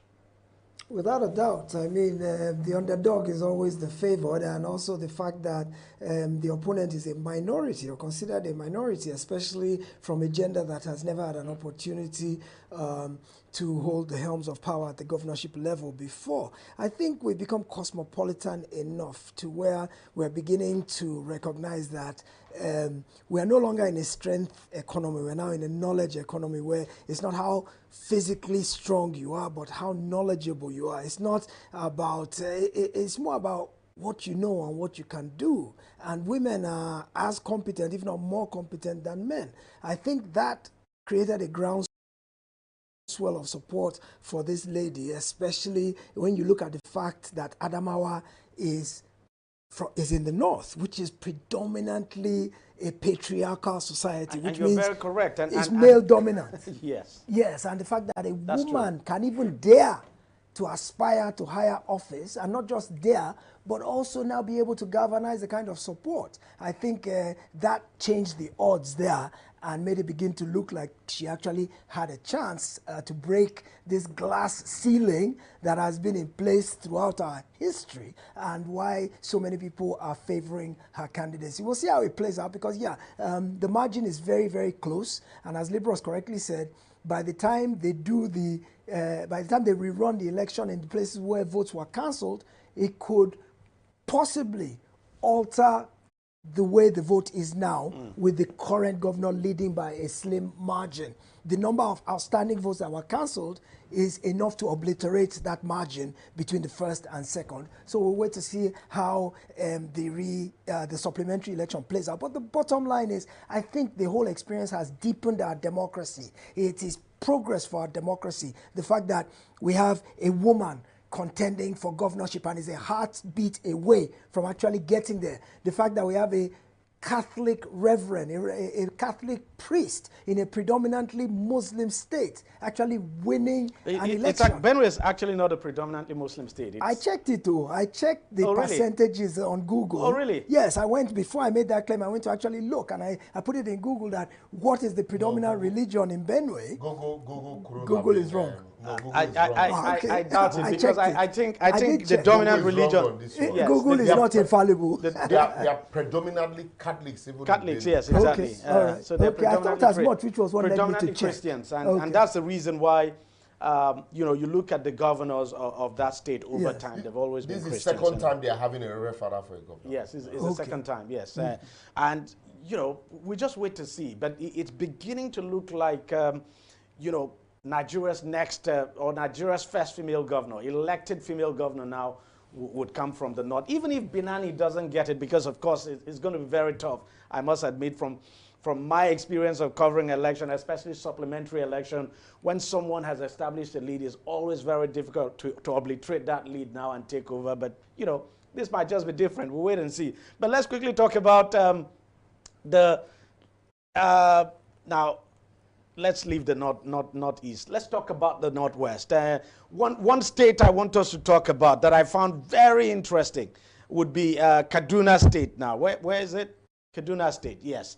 That election was very close. Of course, we're going to talk about Kano Liberals, but let's look at Kaduna State. It was really, really close.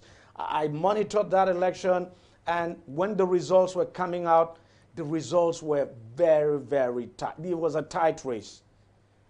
What have you got to say, Liberals, about Kaduna?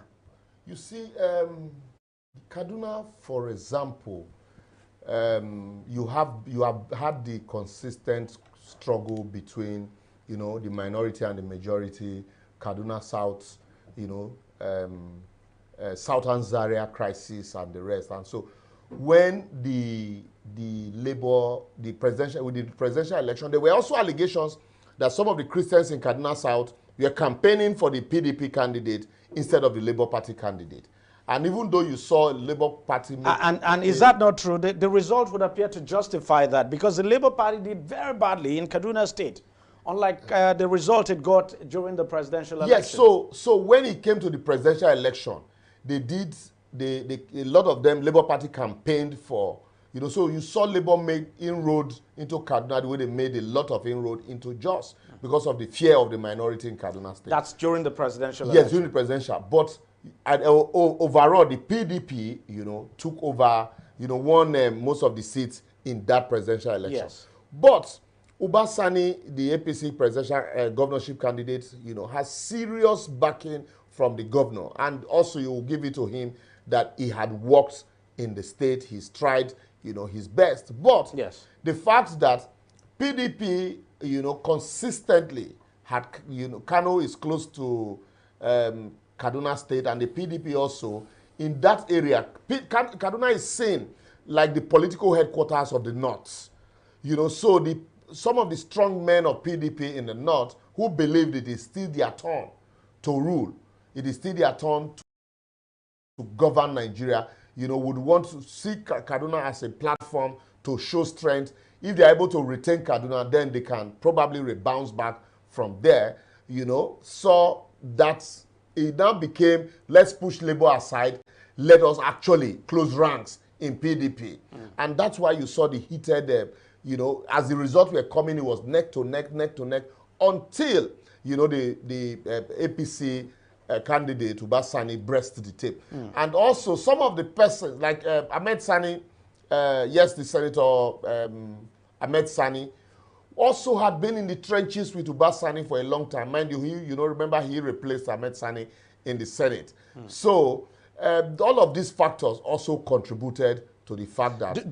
Don't you think one of the reasons also why the APC struggled in that state, even though it won it, it struggled, could also be, and I think I would like to direct this question to Dio as well, that one of the reasons why the APC struggled in that state also could be the fact that they also presented a Muslim ticket, because the current deputy governor is the running mate of the governor-elect. Yeah, yes, I wanted to go there because also religion played a very key role. Apart from the fact that the PDP saw the outgoing governor Nasir El-Rufai as betraying, you know, the northern ideology or the northern demand that they still want to retain power.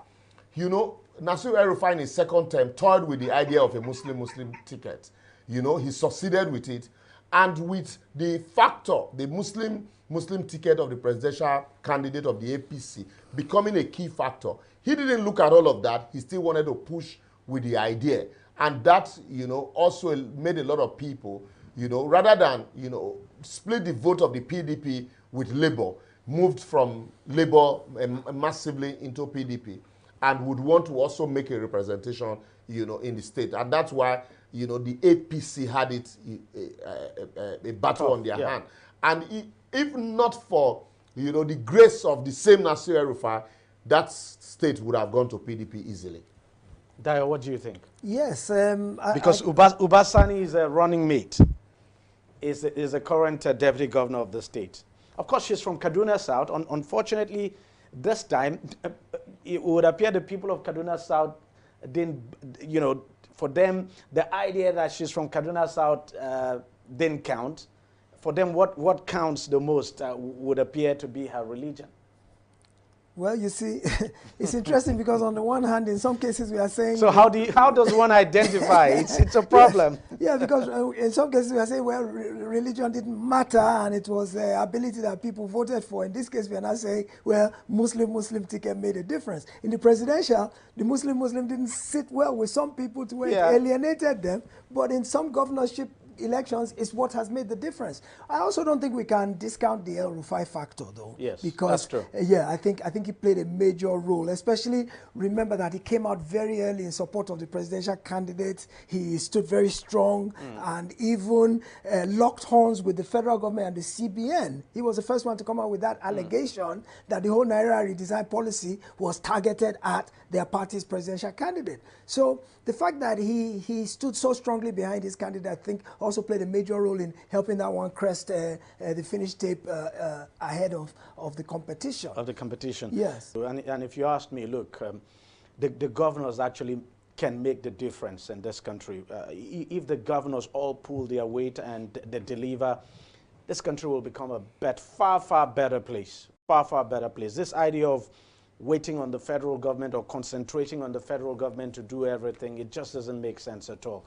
The truth is that if the governors are able to deliver in their various states, then Nigeria as a whole will change. But if they continue to do poorly, then we'll continue to lament. We'll continue to lament. And let's just hope that well, the just concluded election now would have opened the eyes of some of these governors to see that, look, if they do not perform well, that they'll be booted out of office. At least we can now begin to see that votes really do count. And it's a good thing. That's one good thing about this election. And the hope is that we build on from here. Well, gentlemen, I want to thank you very much for coming on the program. Libros Oshoma, lawyer and political affairs analyst, thank you very much for your time and thank you for your contributions. Dayo Akintobi, thank you very much for coming on the program and thank you for staying with us all through this period. We thank you so very much. My pleasure. Well, that's it on the show. We thank you very much for staying with us. We'll see you again next time. Bye-bye.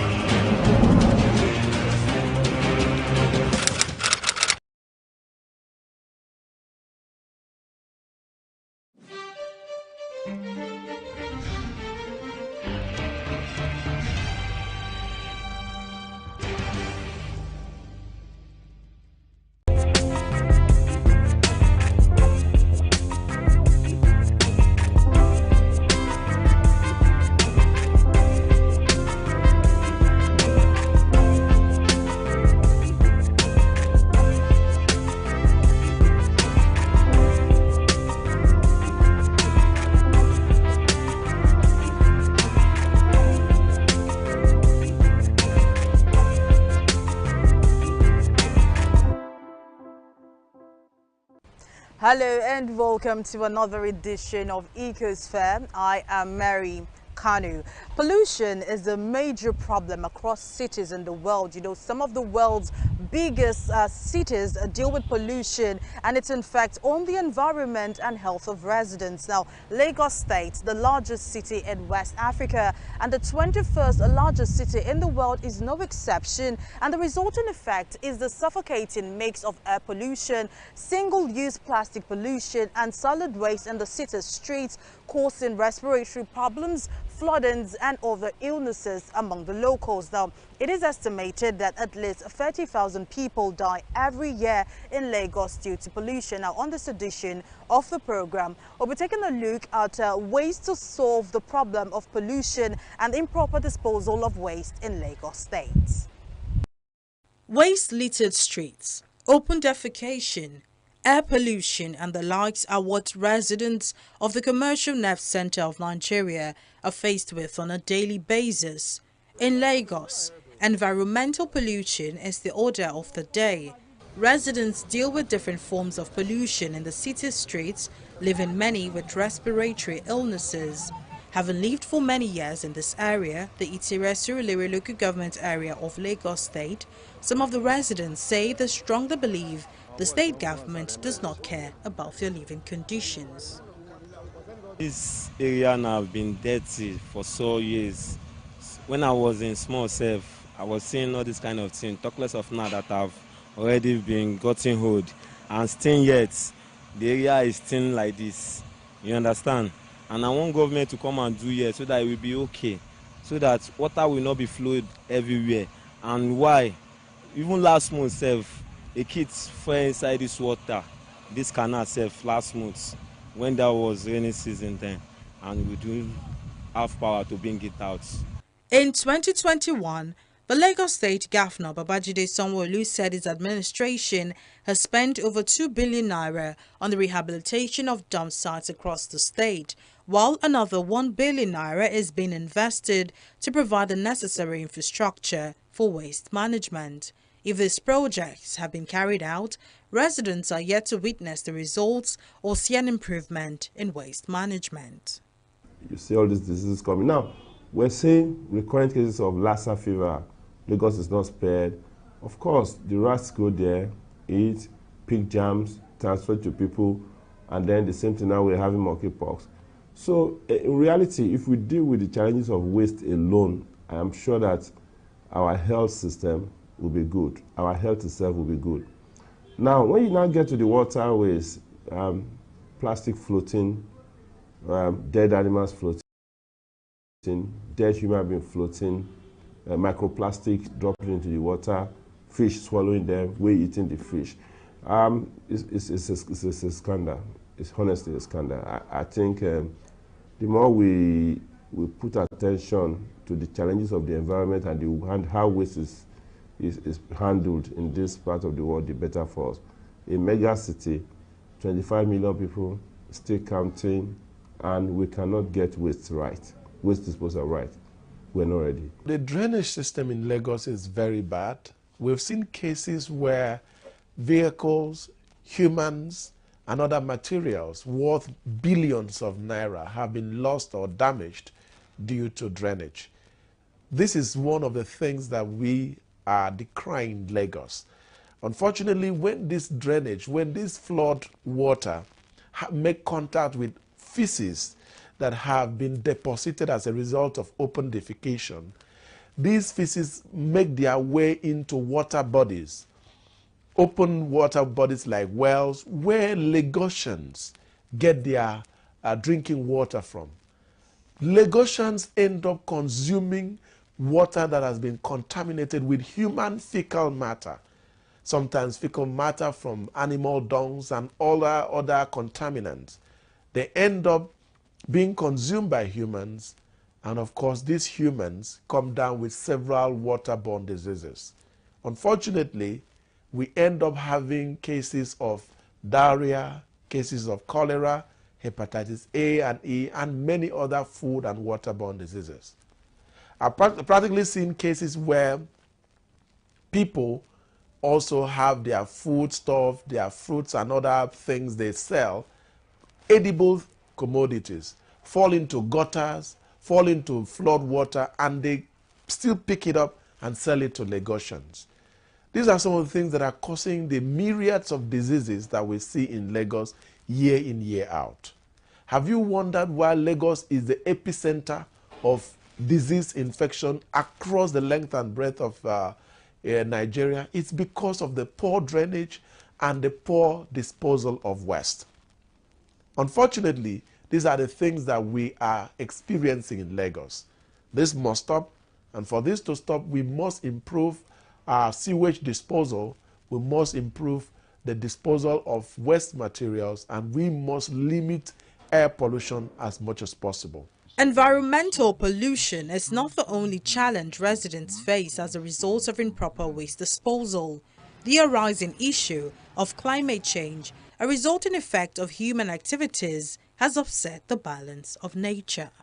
You know, we have household generated waste, you know, from our consumption and every other thing. You know, we have the industrial waste, the ones that comes out from the big country industries.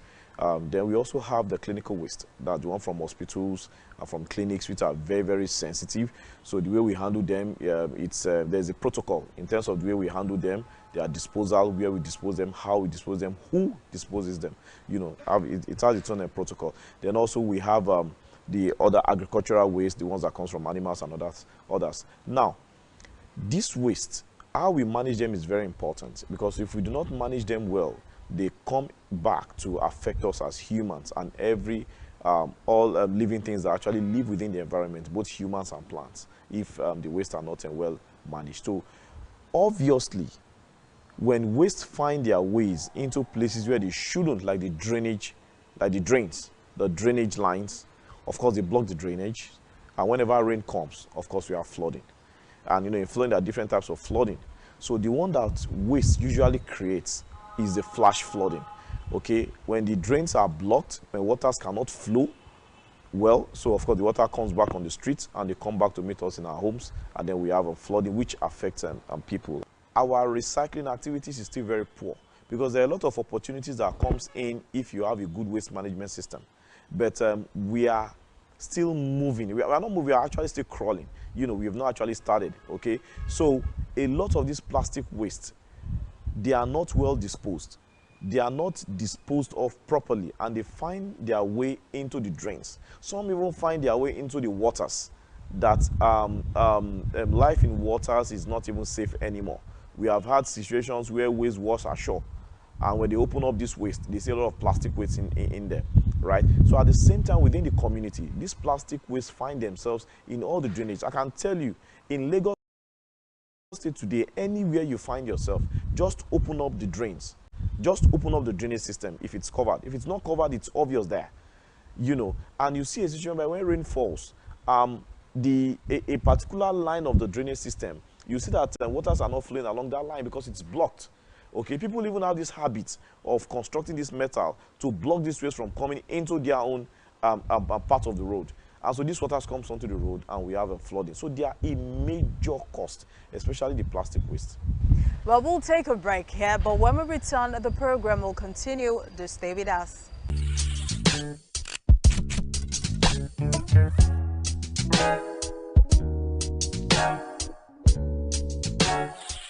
Welcome back. If you're just joining us, we've been talking about resolving the issues of improper disposal of waste in Lagos State. According to the World Health Organization, making the environment healthier can prevent about 13 million deaths yearly and avoid 13% to 37% of the world's disease burden. Lagos State generates 13,000 tons of waste daily, but not all of the waste ends up at designated dump sites. Some end up in canals, drains, and on the road. Okay, we collect this waste from the household. When you collect this waste, we put them together. Then the process, we try to separate the waste.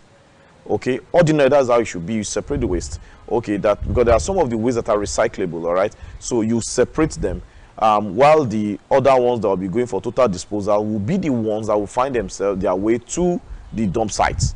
Okay, so it's a process before it gets to the dump site. Now, the challenge where the government erred in three ways. One, dump sites are located away from the community. And when these dump sites are located, there should be existing legislations that restrict community development to that area. Okay, if a place is cited as a dump site, it's away from the city, and there's restriction in terms of urban development, because there should be some form of distance between the dump site and where habitable areas. Okay, because from that dump site, one of the worst chemicals that depletes the ozone layer, comes out of the dump site, which is the methane, and it is very, very harmful and dangerous. So dump sites are expected to be sited away from the community. Now in Lagos, we have a situation where dump sites are located or sited away from the community. But there is no restriction that halts urbanization to that located dump site. So, for example, there's a place called Yanoba. The place was located about 25 years ago, and it was far from city. But there was no restriction in terms of urbanization, urban development. Today, there are houses surrounding that dump site. So, health-wise, the people living around that place are not safe. That's one. The Olusosun dump site at Ojota, when it was located, houses were far from that place. You know, it's a place that in those days, because the methane, when the heat from methane starts coming out, you see smoke coming out. You think they are burning the waste. They are not. It's the methane that is reacting. All right. So you see this is from distance. But today, houses have been built around that place, such that people who are living there, they are not safe. The water system is poisoned. It's not safe. All right. Then the methane that comes out of that emits from that place, it's not safe for the humans living around there. So that's why I said the government have erred in that area in terms of restricting, in terms of putting in place enforcement so that people will not build towards that place. So the government have failed in that area. Two, in terms of management of the dump sites, usually in most countries, these things are kind of like privatized to companies who are genuinely involved in environmental activities, to experts who understands this thing, right? The government cannot do it alone. The government is expected to generate, to bring up, put up legislations. You know, they are supposed to be a kind of, they try to stabilize within the private sector and the public sector, right? But they are not expected to manage the dump sites. Professionals who understands the dangers and the kind of harmful chemicals that comes out of that dump site are supposed to manage the dump site. But here, an agency was created, Loma, to manage that dump site, okay? And those dump sites are not well managed. The third aspect where the government is not performing well in that area is the waste collection in itself. Now, we have in Lagos State, the collectors were registered, okay, fine. There were list of items that they must procure before they can be listed as one of the collectors, you know, like the trucks the crop for with the waste collection trucks and what have you. Now, a lot of them are using trucks that are dilapidated. Some of them have trucks that are not enough to cover the area that has been allotted to them. Okay, and you discover that the collection is poor. Some of these trucks can't even get to the residence of a lot of the people living in the communities. So people have to converge at a particular point. Now, when they dump the waste there, it takes a while before the collectors, the trucks arrive there to pick up the waste. That's another issue, which is another environmental issue. So the collection in itself is poor. And you see some of these trucks collecting this waste. When they even collect the waste on the road, you see it's part of the waste dropping on the road. Okay? And they litter everywhere. So driving to that dump site is another issue. And all these things, they have its, they have their effect, you know, and it has to do with proper waste management system. In the second quarter of 2022, a global livability index report by the Economist Intelligence Unit ranked Lagos State 171 out of 172 countries in the list of most livable cities in the world, meaning Nigeria's commercial hub and former capital was ranked the world's second least livable urban area and worst city in Africa. While the state government says the continuous attitude of littering by residents results in the deterioration witnessed in the state. Lagosians are trying also. They come here, they come from their community and come and give us information here. And you go. When you get there, one big man would have taken up, would have built on the drains. And they were afraid to go and talk to him. Even if they talk to him, they will come and report and we'll go. We'll have task force here that recover setbacks and chase some people away from wetlands. You know what wetland does? If you have heavy flooding like this, they settle there. That's where it's supposed to settle. Then when the rain stops, it will now start moving into the lagoon. You will see grass is there again. But that does not mean that you have to go and build there. It's low. There are areas we have in Lagos here are not supposed to build. You're not supposed to live there. Itarabadia is one of them. Shibiri is one of them. There are places in, Ketu there that you're not supposed to live. Yes, you will see greens, but you won't know that underneath that's it's water. So you're not supposed to live there. And so many of them, agility, all of them, you're not supposed to live there. I can't trace it here now. We should call the names where you're not supposed to go and live. There are wetlands, low-lying areas, below sea level. But because of scarcity and paucity of houses, people still go there to build. They won't build story building and mansions, but shanties. And when it comes, when the flood comes, they will start shouting, government come over, we are dying over. When we get, they say, you're not supposed to build here. Government duty is to provide a conducive atmosphere for business to thrive, for people to live, to make the city a livable city. That's our duty. If you have a bad road here, they will not call you to come. It's government they will call. We'll go there and check what caused this pothole here. Okay, let's check the drains. Drains is the first place to go. Is it okay? Okay. If it's not okay, get the FAC people to come and clean it up, and then get the works, Ministry of Works to come and patch up the road. Finish. But government cannot handle all the roads in Lagos at the same time and provide all the drains at the same time. Gradually, these things will be in place. Gradually, we don't know. So we are responsive and responsible. We care.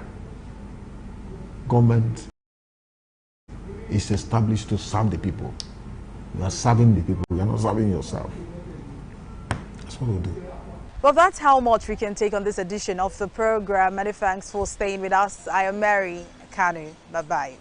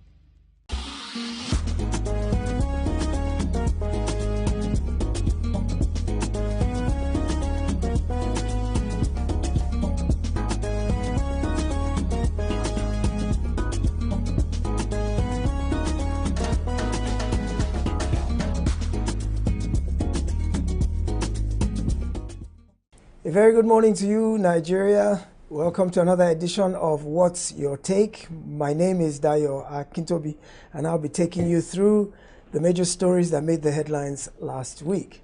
And as always, joining me to run the show this morning is my trusty sidekick and newscaster, Yetunde Afolabi. Yetunde, how are you this morning, and how was your weekend? Dayo, I'm very well, thank you. And my weekend was very fine. Wonderful. Well, guess what? We have cash. We have cash. Nigeria has cash at last. Cash, cash.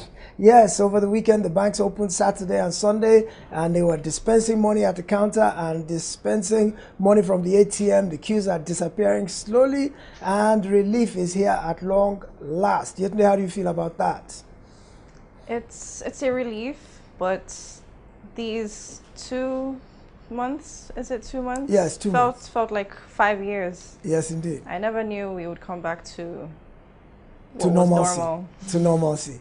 All right. Well, I'm sure as excited as you are, all of Nigeria is excited as well, that perhaps we can get our lives back on track and things start moving again in terms of having money in our pockets. All right. Let's look at one or two quick issues before we dive into the headlines. First of all, there's sad news coming out of the UK, which saw that last week the former Senate President Ike Ekweremadu got convicted in a UK court of inducing someone to donate a kidney to his ailing daughter. He's been convicted along with his wife and one other person, and they'll be sentenced May 5th. And that's a very sad story because you look at it from two different sides. Number one, as a parent who is willing and able to do anything to help their child who is having a medical challenge. From the standpoint of a parent, you can understand why he did what he did, and you pray to never be found in that kind of situation. On the other hand, there's other people who saying the law is the law. He should have known better. He shouldn't have taken a risk of breaking the laws of another country, and now he's got to pay the price. Either way you look at it, not a very good outing for Ike Ekweremadu, and our good wishes and prayers are with him and his family, and especially the daughter whose medical situation is still ongoing. All right, next we are looking at Peter Obi was in Anambra this past weekend in the 1-year celebration of Peter Soludo's ascension, not Peter, Charles Soludo, his ascension to office of governorship. He celebrated 1 year a few days ago. And what struck everyone there was when Peter Obi entered that hall, the standing ovation, the acclaim, the applause. It goes to show that Peter Obi is really actually quite popular in Anambra, and perhaps justification for the 97% that he was able to score in the presidential election in Anambra, which many people questioned and said LP must have rigged. But when you saw the outpouring of love for him at that event, it makes you begin to understand that maybe it's possible that 97% of the people in Anambra actually did vote for him. Well, Femi Fani-Kayode is in the news. He had a spat with the British envoy a couple of days ago, and he threw plenty big grammar, invectives rolled all over the place at the British, because the envoy dared to suggest that anyone who makes inciting comments in Nigeria and anyone who is sponsoring hate and all that is being watched carefully by the UK government and will be put on a visa ban. Well, that incensed Femi Fani-Kayode, and he had a major riff for the British envoy, and ended up saying they have no right interfering in Nigerian politics and that the days of colonialism are over. Well, yeah, he said a lot of things, and most of it was truth, but in diplomatic terms, he should have probably been less caustic with his comments. I also suspect he probably has a British passport himself, which is why it was so easy for him to cast aspersions on the British, because even if they put a visa ban on him, it probably doesn't stop him from being able to go to the UK. There was also a report from one global organization a few days ago showing that the Nigerian passport is the least powerful in West Africa. That is based on the kind of country, the number of countries we can visit without a visa, or the number of countries that will allow us visa on arrival. And out of the 14 countries measured, we were last. So it means that if you're carrying that green passport, you have to get a visa to go to most countries, which is a shame. Gambia, Ghana, all of those other countries don't require visas to as many countries as we do in Nigeria. So let's spruce up our image, spruce up our reputation, and let's hope that the new incoming government at May 29 will do things to improve our global relations with other countries, to where this issue of our passport will begin to get better recognition. All right, joining me to take a look at the big stories that made the headlines last week is Lekan Lawal, Olalekan Lawal. Lekan is an entrepreneur from Lagos who has interests in a community newspaper. He also owns a printing press, and he does graphics design. Welcome to What's Your Take, Lekan. Thank you for taking the time out to join us today. Thank you very much for having me around. Thank you. Brilliant. Okay, very good. How has the cash scarcity dealt with your business in terms of printing, graphics design? Were you able to succeed doing electronic transfers a lot, or were you hampered in your business by virtue of the fact that your customers didn't have cash? It has really affected a whole lot, but we had to take the options of alternative for cash transfers and all, but there were still challenges in that sector as well, but it's been relieved now, and we hope that in the coming days that everything will be suppressed completely. Very good. All right, Yetunde, let's go over to you and tell us what the newspapers are saying about the CBN directive on Naira, that all of a sudden now we are starting to see some movement with the Naira. Naira scarcity, pardon me. Banks ration old notes, long queues persist. Cash shortage eases as queues disappear gradually at Lagos and Abuja ATMs. Banks restrict over-the-counter withdrawals to 10,000 Naira and in some cases 20,000 Naira. Central Bank of Nigeria Governor Godwin Emefiele apologizes to Nigerians over inadequacies of e-banking channels. Over to you, Dayo. All right, thank you, Yetunde. So as I said at the beginning of the show, we're starting to see some movement with this whole new Naira, old Naira cash disbursement. And the banks worked over the weekend to make sure that they were able to attend to many customers. Lekon, you've already said that in your business, luckily, you were able to use electronic transactions, electronic channels to do your transactions, and in your line of work that worked. But by and large, generally, in Nigeria as a whole, what in your experience has been the average Nigerian's pain? How are we receiving the news now that this long nightmare is finally over? What is the temperature of the people around you in terms of the news that cash will now be available in greater and greater supply with each passing day? There's a sigh of relief, really, because yes, the queues are getting shorter.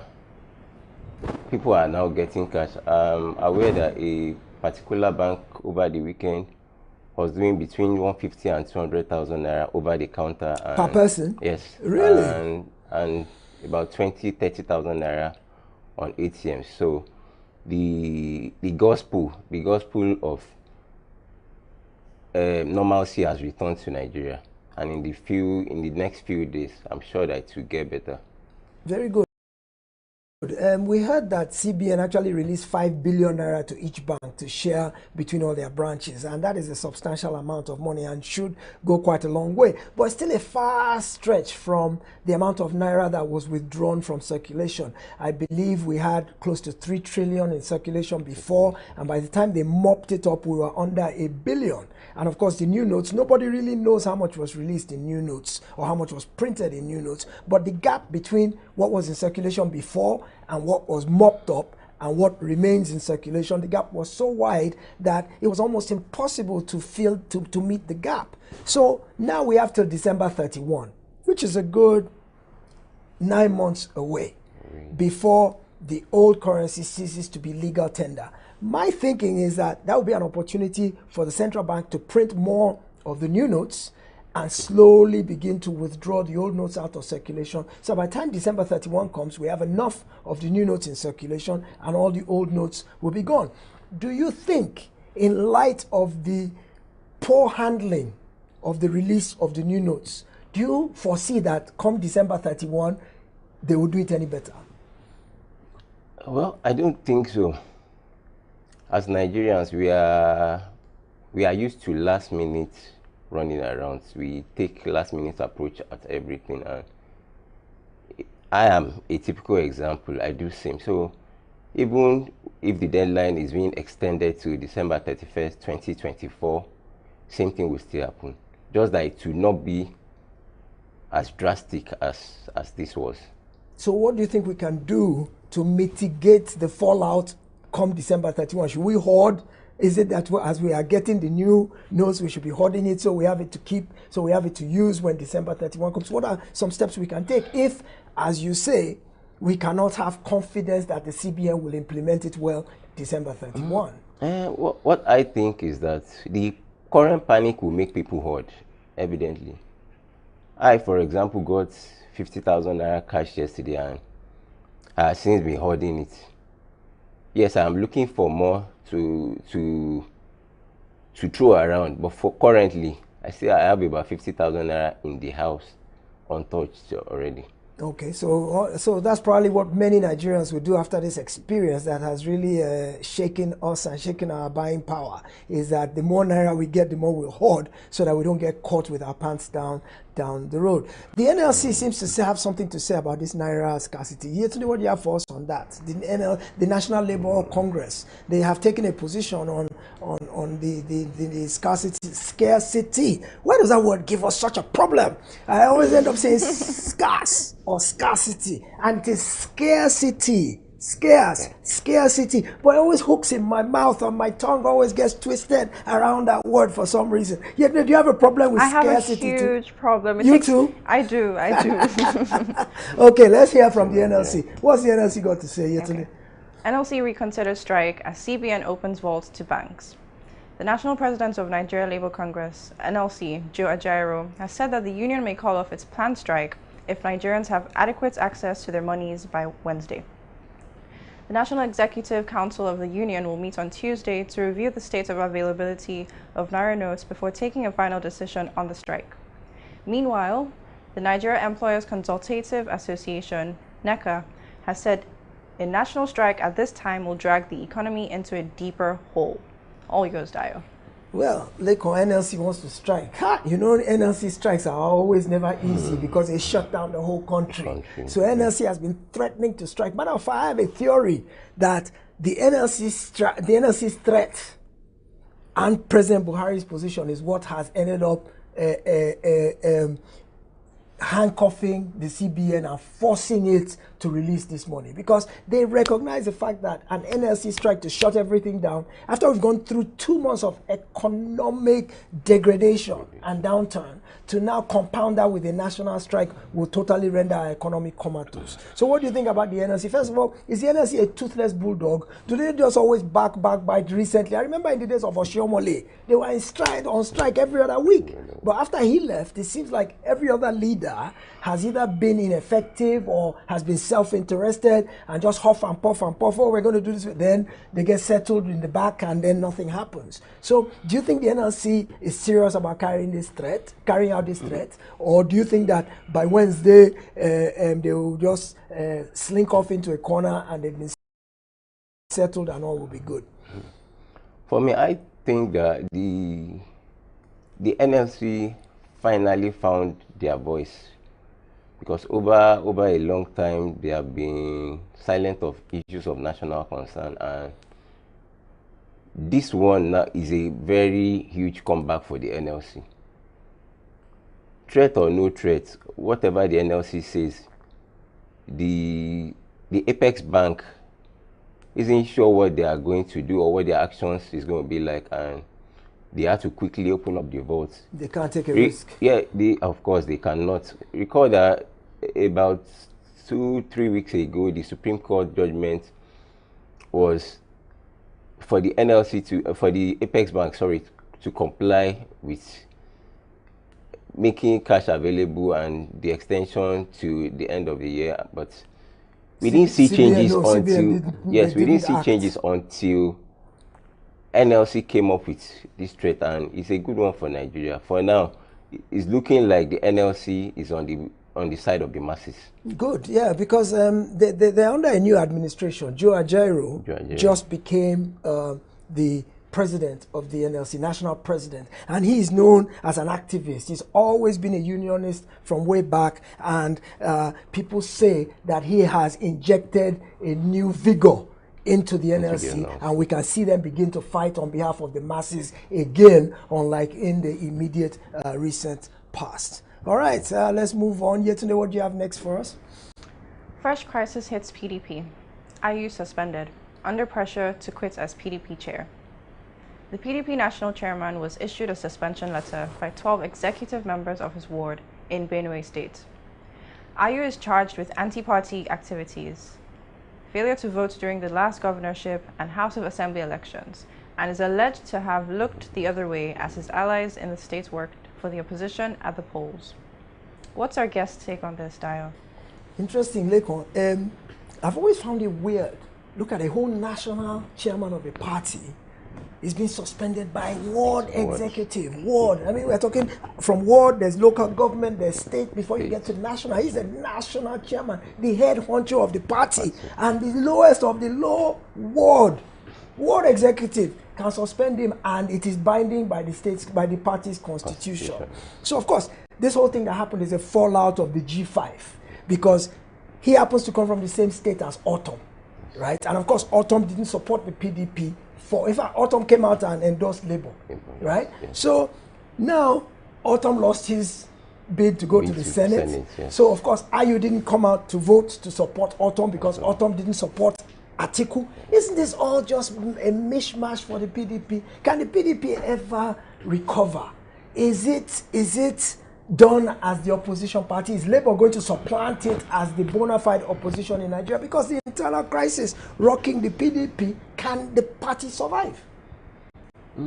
Well, unfortunately for Ayu, he has not been able to manage the affairs of the party well, because there's an adage that says prostrating for the dwarf does not bring you to his level.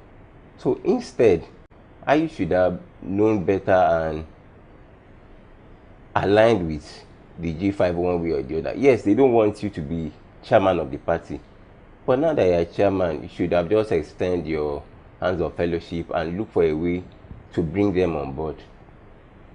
Yes. The effect of Ayu's actions now is testament to their loss at the presidential elections, and is a loss of setback for the PDP, considering the fact that even their presidential candidate, Atiku Abubakar, contested for the 4th time in his career. So it's a major loss for the PDP, and I doubt they can come back from this. Interesting. It is rather unfortunate that the PDP wasn't able to get its house in order. But as much as I think Ayu is to blame, I think Atiku too had a lot of blame, because I think Atiku could have navigated detent among the warring factions within that party as the presidential flag bearer and the one having the most to lose. And you can see that it was internal crisis of the PDP that ended up causing them the loss. The G5 were against them, APC were against them, Labour were against them, NNPP. And if you look at those three, Labour, NNPP and the G5, if all of them had come together, in all likelihood, the PDP may have prevailed in this election. So it's really sad that they weren't able to get their house in order, and who knows, the Labour may supplant them as the main opposition party in Nigeria, in which case the PDP only has itself to blame. Okay, here today, let's go to the next one. Osun State governorship verdict. Appeal court reinstates Adeleke as governor. Oyetola heads to Supreme Court. The Court of Appeal sitting in Abuja in an unanimous decision overturned the earlier ruling of the election tribunal that nullified the outcome of the July governorship polls.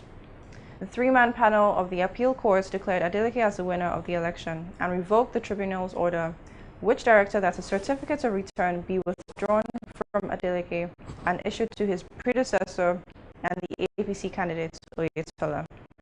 Over to you, Dayo. How do you see the outcome of this Osun contest, which is not over and keeps changing day to day? Some people say, well, it's a 1-1 draw now, because obviously the tribunal gave it to Oyetola. Appellate court has now given it back to Adeleke. So now everything is riding on the Supreme Court. So it's 1-1 draw now, and then of course the Supreme Court is going to be the final arbiter. But how do you see the whole thing that led to the elections being contested? When you look at the results of the presidential election, because you know governorship did not hold in Osun, but the presidential, the National Assembly and the State House of Assembly, what can you read from the outcome of those elections in Osun State vis-a-vis this contest for the governorship? Well, I would say that the PDP and Adeleke are on ground in Osun, because the result is evident in the presidential elections, even the State Assembly elections. It was really evident, and Adeleke had taken the bull by the horn, and he has drawn tremendously well in 100 days. I saw the press release of his the activities of his achievements in 100 days, and he has done pretty well. A new university to come to Ilesha. He had touched all sectors of governance in just 100 days. I think the people of Osun really want Adeleke to be governor. Okay, let me ask this question then. It's a tricky question, but should the will of the people, what you're saying now is that the people at this point in time of Osun are inherently PDP right now. The people of Osun are loving PDP, they are voting PDP, they are embracing PDP in Osun as we speak. Should that will of the people dictate the Supreme Court's decision?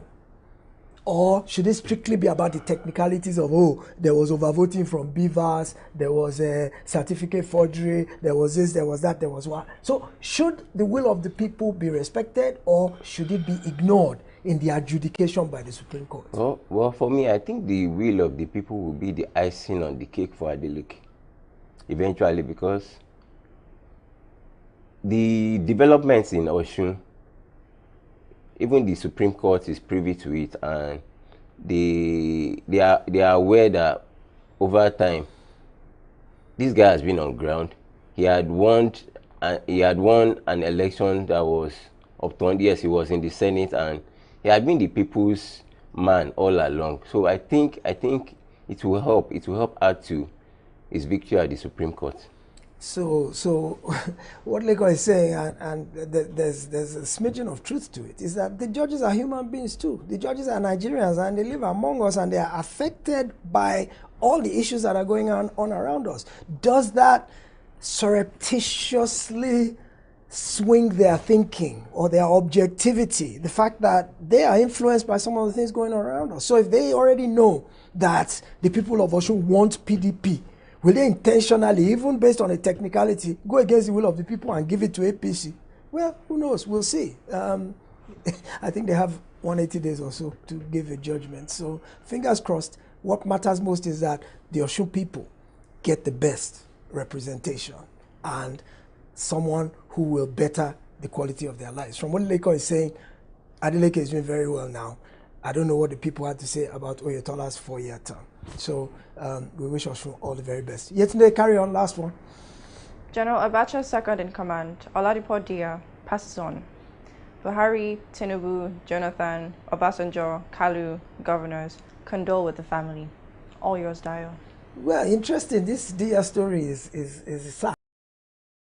His passing on is sad, but what people remember him for is that he was the man who escaped death. Apparently, he was a General Abacha who was one of the most hated leaders of this country. And that's what I admire Dia for, is that in spite of the fact that he was second in command to the most hated leader, he is universally loved. How was he able to escape that tar of hatred that enveloped Abacha? I still don't understand it. I mean, they ruled the country together. Did people... Does he get the sympathy from the fact that Abacha turned on him and accused him of masterminding a phantom coup, locked him up and was going to kill him? And the only thing that helped him escape execution was the fact that Abacha died. So how did Dia manage to maintain and be loved, maintain universal acceptance and be loved by the people, despite the fact that he was the second in command of what was considered to be the most repressive regime in the history of Nigeria? Well, I think General Dia over the years had the support of the people, despite that he was the second in command to the tyrant, General Sani Abacha, so to speak. And he, more like he was not a party to the annulment of the 1993 presidential elections, which would have brought in the late MKO Abiola to power. And over time, everything coupled together, I think it had worked for him. And since he was discharged by General Abdulsalami Abubakar, he had just gone silent, and he never participated even in politics. He was not looking like a greedy dictator come politician like some others. And I think he had worked for him really. He just went back to his home in Ogun State to return being a family man. Okay, may General Diaz's soul rest in perfect peace, an elder statesman to the very end, and we condole with his family and the country at large on his passing and pray for the repose of his soul. All right, well, that's it for another edition of What's Your Take, my good people. Thank you for being with us today. Once again, my name is Dayo Akintobi. It's been a great pleasure being with you today, and I look forward to you joining us again on our next edition. Have a wonderful day and a great week ahead.